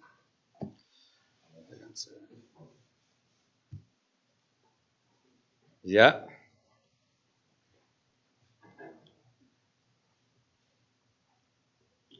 You ever heard the story of Rabbi Shlomo Karliner with the Alter Rebbe, with the salty soup? Huh? Famous story. Yeah, you know the story, right? What happened? Who put in the salt? Who else? Rabbi Shlomo Karliner wrote a letter to the Alter Rebbe that I'm coming to visit you on a certain day. The Alter Rebbe told his Rebbetzin to prepare a very good meal because we're having a very important guest, Rabbi Shlomo Karliner, right? So the Rebbetzin went into the kitchen and she told the cook, I'm taking over. And the cook said, why? She said, because there's a big tzaddik is coming, Rabbi Shlomo Karliner, I want to have this course. So the cook said, I want to have this course. Right? The Alter Rebbe's daughter, Rebbetzin Freda, was standing there. She heard this. She said, she wants to have this course. So when you have three Yiddinis arguing, what do you do? So they went for the Torah to the Alter Rebbe. Right? Who gets the schus to do the meal? So the Alter Rebbe said that when it came to Beis Hamikdash to Karbonis, right? Some Karbonis, everybody, all the Kohanim wanted to bring up the Karbonis to the fire, right? To the Mizbeach. So some Karbonis were brought up by 2, some were brought up by 5, some were brought up by Chav Dalet Kohanim, 24 Kohanim brought up the Karban in different parts. So he said if a Karban could be done 24, so 3 people could do Suda also. Divide up the things, and so they divided up everything, but the only thing they didn't decide what to do is who's going to put in the salt. So the Rebbetzin put in salt, Rebbetzin Freda put in salt, the cook put in salt, then the Mittel Rebbe, who was the waiter, he put in salt, and then when they were sitting and eating, so the Alter Rebbe was eating, and Reb Shlomo Karliner took one sip and he couldn't eat it, it was too salty, right? So the Alter Rebbe told him, I see you're not eating. Most probably you're not eating. Why? Because there's a pasuk in here. The pasuk says, "Hayei ochel tofel bli melach." Could you eat something bland without salt? Obviously, you're not eating it because it's too bland. And the Alter Rebbe added some salt, right? So then the Alter Rebbe, so he told the Alter Rebbe, actually, it's too salty. So the Alter Rebbe took another sip, and the Alter Rebbe says, "You're right. I didn't notice. Since the time that I came to the Maggid, I don't have any more the taste of food." This is a story, right? That everybody knows. Comes the question, we're talking about the Alter Rebbe and Reb Shlomo Karliner. We're not talking about 2 connoisseurs, 2 cooks somewhere who are trying to taste the food, if it's tasty or it's not tasty, right? We're talking about the Alter Rebbe and Reb Shlomo Karliner. What was this whole conversation of here all about? Right? And the answer is, the Alter Rebbe says in the Likutei Torah, in the Maimer of Lesash Bismelach, that you could have a pot full of meat. The meat cost $1,000, right? And you could cook it perfect. But if you don't put in a little bit of salt, the whole thing is worthless. You make bread To make bread, you have to put in a little bit of salt. Otherwise, it has no taste. So we see something very oxymoron over here about the salt. On the one hand, salt per se you can't eat, even if you want to. It's bitter. On the other hand, you put it into something else, it gives a whole taste. I was saying it in my shul, and I was trying to give the right muscle for this. One of them says, I had a few caterers. So one of them says, yeah, imagine, the big advertisement for Pesach on hotels. Chassidische Schritte, no gebracht, and one guy's going to write, and we don't salt our food. How many people are going to come? Nobody's going to come, right? On the other hand, what's salt? It's just something bitter. Says the Alter Rebbe that Nigle the Torah, the revealed part of Torah, is compared to bread and meat. Pnimius HaTorah, actually calls it Kabbalah, because at that time it wasn't yet Pnimius HaTorah. It's something that if you just read it by itself, you can't understand what is going on. It's like bitter.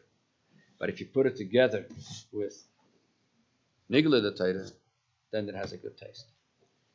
In the time of the Alter Rebbe, there was a massive machlokes between the Alter Rebbe and his Chaverim. The Chaverim felt that Teres Chassidus has to be learned, but in the ghetto, only amongst the big tzaddikim, not something out for the world. The Alter Rebbe was the one that was saying, "Your futza meine secha." Futza means go out to the world. When the Alter Rebbe came out of jail from Petersburg, one of his counterparts his name was Baruch Mezhibuzher. Baruch Mezhibuzher was an enikel of the Baal Shem Tov. And the Baruch Mezhibuzher did not see eye to eye with the Alter Rebbe on how he handles Chassidus. And he told the Alter Rebbe, you make a whole big deal how you came out of jail from Petersburg. Do you know that if I give like this over my forehead, I could burn down the whole Petersburg? And the Alter Rebbe says, yeah, you're right, you could do that. But that's not what the Rebbe wants. The Rebbe wants that we should take the Olam Hazeh, and Olam Hazeh should realize what it is, not to burn down Olam Hazeh. So that's what the difference between the other Talmid Baal Shem Tov and the Baal Shem Tov is, and the Alter Rebbe mean. And the Alter Rebbe says that you have to put salt and salt and salt as much as possible until the whole world gets filled up with the salt. The other Talmid Magid didn't necessarily agree with it. But that was what the story was all about. And ultimately, who's the one that prevailed is the Alter Rebbe. And that's what we celebrate on Yud Kislev.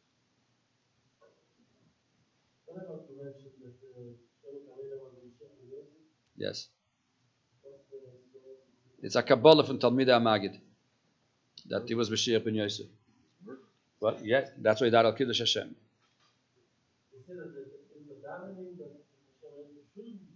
Say it again. The deed. I'll be honest with you. I don't know very well the sugi of Mashiach ben Yosef because the Rambam doesn't bring it. The Rambam doesn't bring anything about Mashiach ben Yosef. So I only read a little bit about it, and I read what they say. The Talmid HaMagid said that he was in Sham of Mashiach ben Yosef, but exactly how it works, I don't know. The what? I only read about Mashiach. But there's another story about the Shlomo Karliner. Actually, the story, some say it on Rabbi Levi Garelik, some say it on Rabbi Shlomo Karliner. I saw it in Perlov and I saw it before the Khan, each one. We'll say it on Rabbi Levi Garelik, okay? Because that's the one that... At one time, there was after davening, Rabbi Levi Garelik saw a businessman, traveling. So he invited him for breakfast. So he came to Rabbi Levi Yitzchak, and Rabbi Levi Yitzchak asked him, you travel, did you see anything interesting in your travels? So he says, no, nothing special. So then he says, something, you travel, you do see things. So finally he says, yeah, I have something interesting. A few weeks ago, I was traveling, and I ended up in a little town Thursday night, and I saw that if I continue going, I won't get to the next town before Shabbos. So I stayed here in that certain town. This was Thursday night. What? Sorry? Ways. Yeah. So he went into the shul, and he asked the shamish if he knows where he could stay for Shabbos. So the shamish told him that there is a house here, a couple, all elderly couple, and they have an extra room. I'm sure he could stay there. So he went to this elderly couple, and he told him he's ready to pay whatever, he needs to be for Shabbos. So he said, yeah, we have an extra room, but there's a little problem. In the other room, they have an elderly son. A son never got married, and he's very, very ill. And he could die any minute.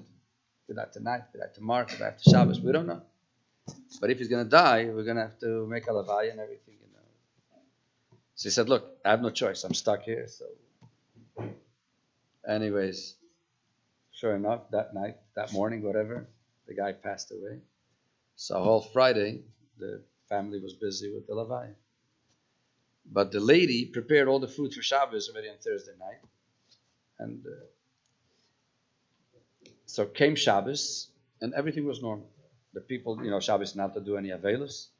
So went to shul. Shabbos, the meal was, everything was the same. Came Motzei Shabbos right after Havdalah, and the husband and wife both fainted, because now they were starting Shiva for their son. And the people right away came, and sat them down, cooled them down. This is what this guy is telling Rabbi Levi Garelik. All of a sudden, he saw how the wife tells the husband, Baruch Hashem that our son died. He said, why are you saying that?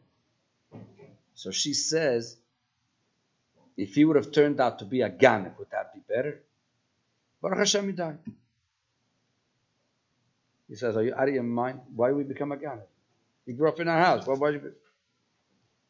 So then he said, she says, Baruch Hashem that he died. He says, why? If he would have turned out to be a ritzeach, a murderer, would that be better? Baruch Hashem, he died. He says, what's with you? Why would he become a ritzeach? Then she says, Baruch Hashem that he died. Because he could have turned out to be like his brother. So the husband says, tak, Baruch Hashem that he died. So, like his brother. So this guy who's telling the story to Rabbi Levi Garelik, he was new in town, all right? He asked the person next to him, who is this guy's brother? The guy tells him, come outside. Comes outside, says his brother, he fell into the cult, the cat. Those days the Chassidim were called a cult. His brother became. Okay. This is the story that this guy tells Rabbi Levi Garelik. So Rabbi Levi Garelik says, wow, a story. Then Rabbi Levi Garelik says, could you describe the house? Says, yeah, he described the husband, the wife. Rabbi Levi Garelik goes to the kitchen. He brings a scissor. Comes out. He rips his situk. He sits down, Shiva, and he tells this guy, I am the brother. Verstehst? Those days, the whole concept of Chassidim and Chassidus, they were looked like as worse than murderers. Because they took the Torah, and made a mockery out of it. Until then, Limud Torah was, that's the way you're Jewish. And if you don't, came the Baal Shem Tov and said, no, that's not how it works. Let's get down to nitty-gritty. The Sefer HaTanya, unfortunately, a lot of people don't get the detail of what the Tanya wants to bring out. If you would have to summarize Perek Aleph in 2 words, what would you say? You have to summarize the whole Perek Aleph in 2 words. Which words would you say? It's not a test, it's a survey. Everybody says Tzadik, Benoni, Rasha. That's 3 words. If I have to take the whole Perek Aleph and say, Perek Aleph is explaining to me this. What? Can't hear you. Wo steht in Perek Aleph Yid? Perek Aleph doesn't explain what a Beinin is. Perek Aleph asks. The first page and a half in Tanya is questions. What's a tzaddik? What's a Beinin? What's a Rasha? How does this work with this Mishnah, with that Mishnah, with this Gemara, with that Gemara? Right? It's all questions. And you can't tell me that a Beinin is a 50-50 because of it, right? Says the Alter Rebbe in the second page, what's the explanation? Everybody has two nefashis. And in the Perek Aleph, he discusses what's a nefesh habamis. Right? Nefesh habamis. Think for a second. How do you translate nefesh habamis? The animal soul. Yeah? Who possesses an animal soul? Animals? Who possesses this animal soul? People. Why is it called an animal soul? Are we animals? Why is it called an animal soul? Rebbeinu Shalom. It should be called nefesh enushis, the human soul, not the animal soul. Is there a human soul? Nefesh enushis. There's either nefesh habamis or nefesh elikis. Where's the human here? We have either an animal or God. Where's the human?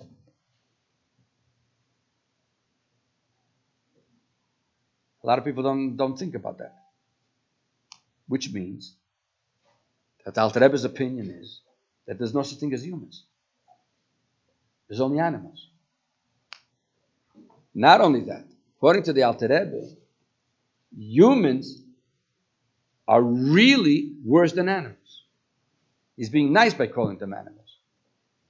Because can an animal make a crematorium to burn 6 million other animals? Can an animal do that? No. Can a human do that? Yes. Did a human do that? Yes. Look at the last 5,500 years. Was the world a more human world or was it more an animalistic world? Were the people peaceful, nice people, human, or were they all fighting constantly like animals? Verstehst? And that's why most people, when they start learning Tanya, they want to close the book right away before they open it. Because they hear somebody's telling that they're animals. Right? Then comes Alter Rebbe in Perek Beis, and what does he say? Nefesh Hashem is b'Yisrael. Chelik elakam imal mamish. That the Rebbe has 7 billion animals. Out of these 7 billion animals, he picked 15 million of them. Which, when you look at 7 billion, 15 million, you can't even see them. And he puts in them a spark. And he says, use 15 million, go and fix the whole 7 billion. Does it make sense? Doesn't make sense at all. Okay? But the Rebbe is in his infinite wisdom. That's what he wants us to do. But then, and this is what got everyone more than what the Baal Shem Tov said. The Rebbe says that every Jew possesses in other words, here's the person, here's the Eibishter, and there's an neshama in between. Right? Does the neshama have a direct link to the Eibishter? Says the Alter Rebbe in Tanya Perek Beis that all the neshamas are rooted in the neshama of the tzaddik, of Rosh B'nai Yisrael, which means that there's sort of like a memutza between them. These are all known subjects, and they said that this is total apicursus. Because there's no such thing. Every Jew is supposed to be connected to the Eibishter. So therefore, the more you learn Tanya, the more the concepts of there. If you don't learn it properly, it's the opposite of what everybody always knew about the connection of a Jew to the Eibishter. Verstehst? And that was the challenge. And that's why they put the Alter Rebbe in jail and they wanted him to be killed. Everybody knows the story of Yutas Kislev, that he was taken in a black wagon. It's not like a reform rabbi who says something against Yiddishkeit. These were people, everybody knew that Alter Rebbe knows how to learn a lot. And they were afraid that he was the mental Shem Shamayim. They were first afraid that he's going to destroy Torah and Yiddishkeit.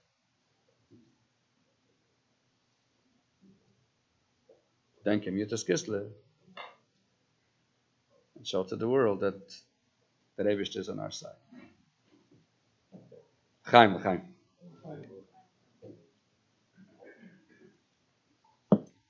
Did you mention? Yeah, we think this is good, yeah. Hadra.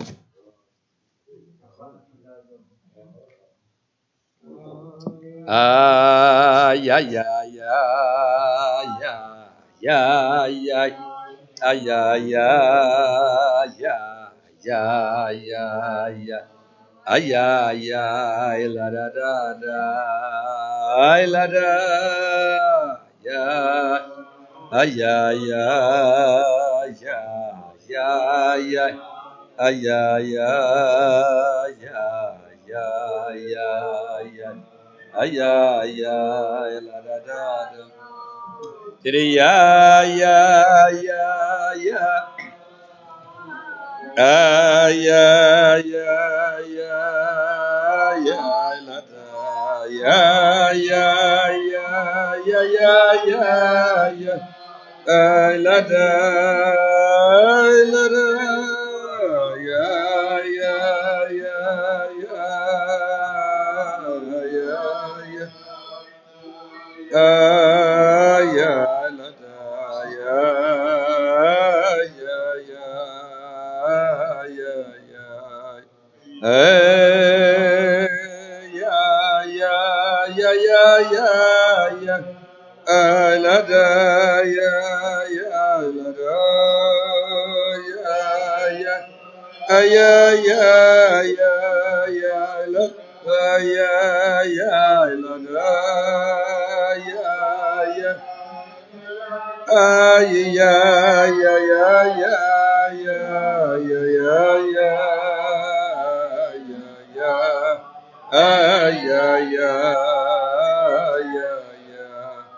Did it, yeah, la, yeah, yeah, yeah, yeah, yeah.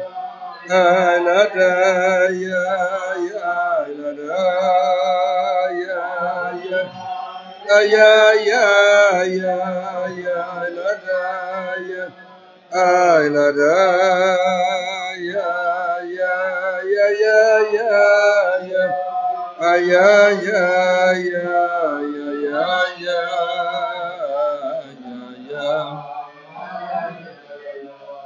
Yeah, yeah, tere, yeah, yeah, yeah, yeah, yeah, yeah, yeah. Yeah, yeah, yeah, yeah. Yeah, yeah, yeah, yeah, la da, yeah, yeah, yeah. Yeah, yeah, yeah, yeah. Yeah, la da, yeah, yeah, yeah. Yeah, yeah, yeah. Yeah, yeah, yeah, yeah, yeah. Tere, yeah, yeah, yeah, yeah, yeah, yeah, yeah. La da, yeah, yeah. Tere, yeah, yeah, yeah, yeah, yeah, yeah, yeah, yeah, yeah. Tere, yeah, yeah, la da, yeah, yeah. Tere, yeah, yeah, yeah, yeah, yeah, yeah, yeah, yeah, yeah, yeah. Yeah, la da, yeah. Yeah, yeah, yeah, yeah, yeah, yeah, yeah, yeah, oh, yeah. Tere, yeah, yeah, la da, yeah, yeah. Tere, yeah, yeah, yeah, yeah, yeah, yeah, yeah, yeah, yeah, oh, yeah. Tere, yeah, yeah, yeah, yeah. Yeah, la da, yeah, ya ya ya ya ya ya ya ya. Oh, tere ya ya la da ya ya. Tere ya ya ya ya. Ah ya ya ya ya ya ya ya ya. Ah ya tere ya ya. Ah ya ya ya ya ya. Ay ay ay ay ay da. Ay ay ay ay ay ay ay ay ay ay ay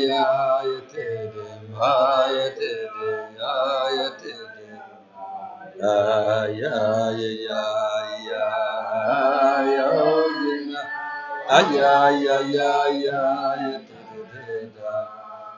ya la da da da da ya ya ya ya la da ya ya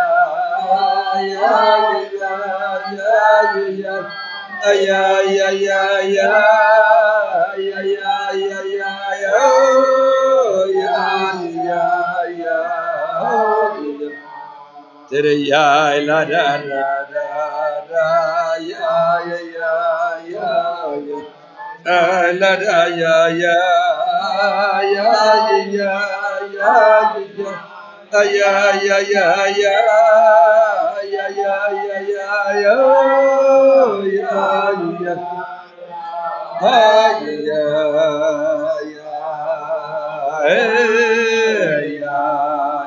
ay la da ya ya ya ay la da ya ay ya la da ay ya la da ay ay ay ay ay ay ay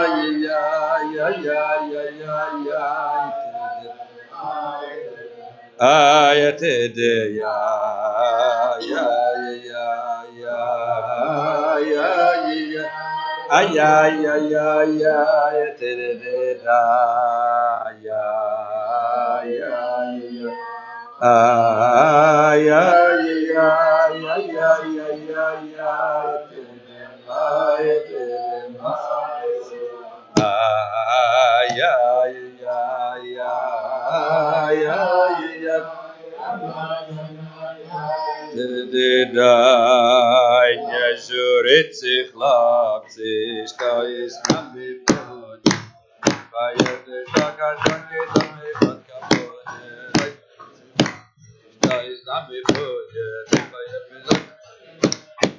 Hey, ay, ay, ay, ay, ay, ay, ay, ay, ay, ay, ay, ay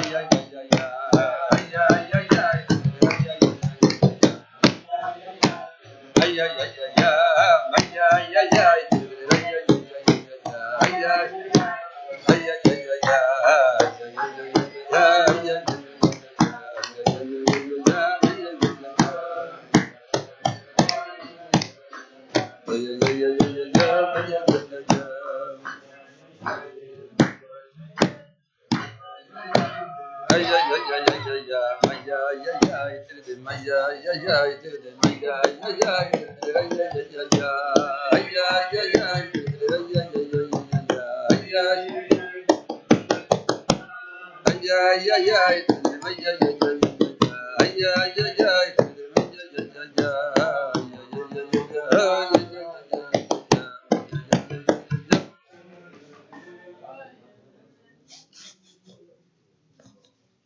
To finish off, I mean, not finished. Make a hefsek to the next. As I mentioned in the early years, the connection with the Rebbe was basically through letters, because telephone was too expensive. Only the 70s they started using the phone overseas. Before that, it was just too expensive. And when my parents went, there was very few shluchim. So my father had a lot of questions. He used to write to the Rebbe, and the Rebbe used to answer back. My father had dozens and dozens and dozens of letters. Finally, 1968, father went to Yechidus, and the Rebbe told him this line: "Bis when will ich dir darfen herumnehmen wie ein Kind auf die Hand? Till when will I have to carry you around like a baby in the arms? Tracht in Chabad, wirst du mechaven sein zu mein Kavan." If you think in Chabad, if you think in the Chassidish way, and you will hit the target of what I want. And I remember my father, if he had to go on a very important meeting with some people or whatever it was, he would take out. Those days there was no Likkutei Sichos yet. There were 2 volumes. What he used to take out was the onion papers. You know what the onion papers are? The good old days, there wasn't photostats. Also was too expensive. So when they used to type with a very, very thin paper, onion paper, and then it had carbon paper in between. So when you typed, it went through a few papers at a time. So the last one there was hardly legible. But this was the onion papers. This was the sichos from those days. To learn sichos, they would go, and it was always matzliach. So if we take achlote, trachten Chabad, we'll be mechaven to the Rebbe's Kavanah. Before we turn around, we'll see that we're by the Geula, and we're going to. There's going to be 2 types of the 2 this is it. Oi! Why didn't we hop around and do Golas what we're supposed to do? But let's get there. Let's get to that. Oi, Chaim.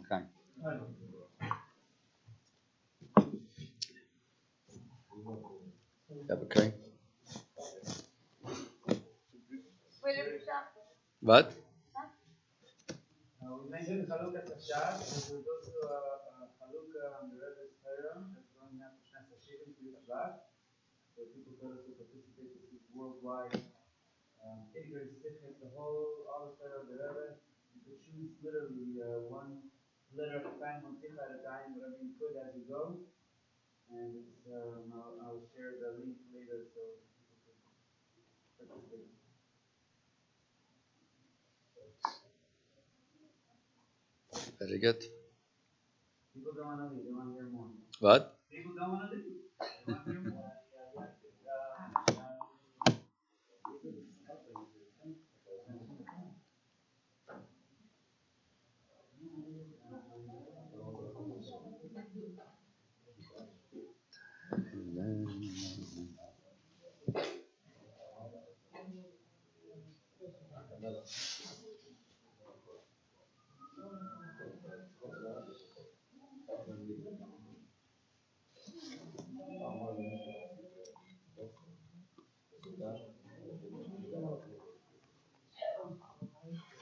What? The what? Yeah. No, my week.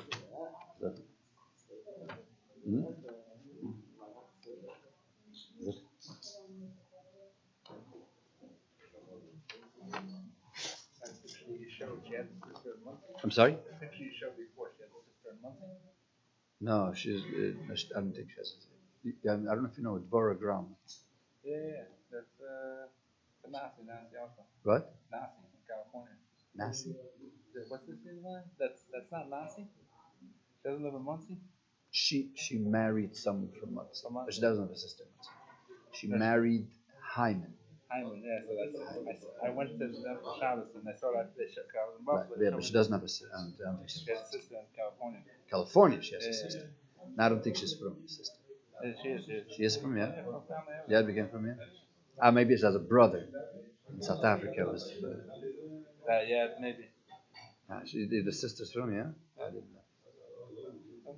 6 boys. I'm friends with her son. So Oh, yeah?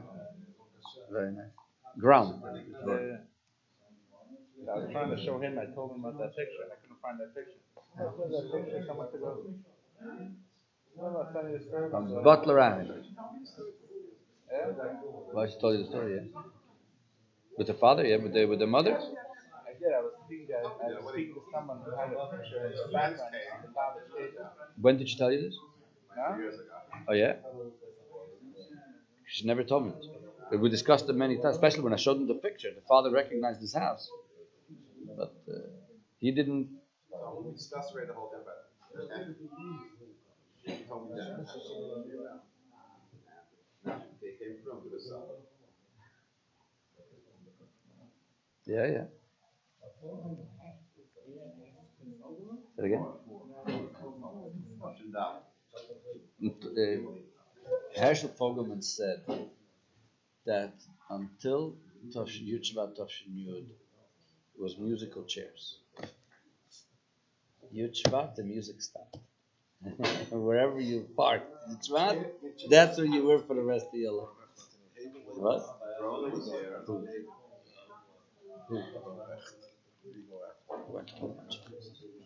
You look into Zabad, every couple of weeks he was somewhere else, every couple of months he was somewhere else.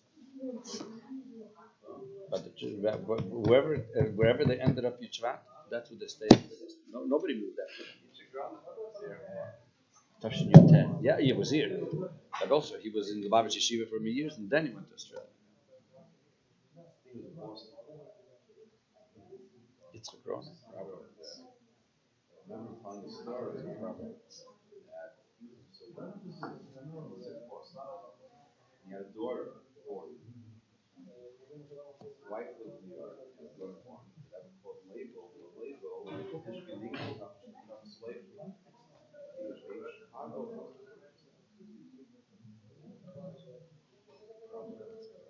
Providence. It says Providence. Kansas. No, that he was in Buffalo, that I know. He went to Australia not in time to feed the Rebbe. Actually, my parents went Yud Aleph Kislev, and he went right after Yud Tes Kislev. Same year. To Australia. And the Rebbe said, when my parents went, they could have stayed another week and here another month, because he went right after. Then there was something I didn't know from my father. I heard from Yitzhak Rona and Jem that's in Chasteda. The Rebbe called them both over and gave them a time because they went themselves.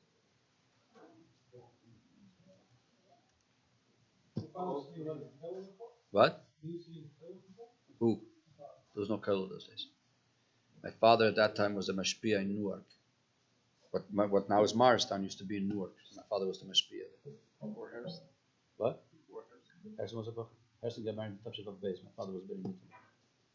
Harrison was a bacher. He was a bacher then, right? My father was a mashpia, and Zali Katzman was the Rosh Hashiva. So you can imagine what went on over there. Who were the bacher? Avraham Lipsker, Shlomo Kunin, Ali Tadelbaum. There's some crew. But if you talk, want to know. My parents got married in Tammuz. So for the summer, my father was camp rabbi in Gan Yisrael. Is this still on, or we can get on the road? Father was camp rabbi, and my parents were riding into the Rebbe. Did they want to go on shlichus? Those days,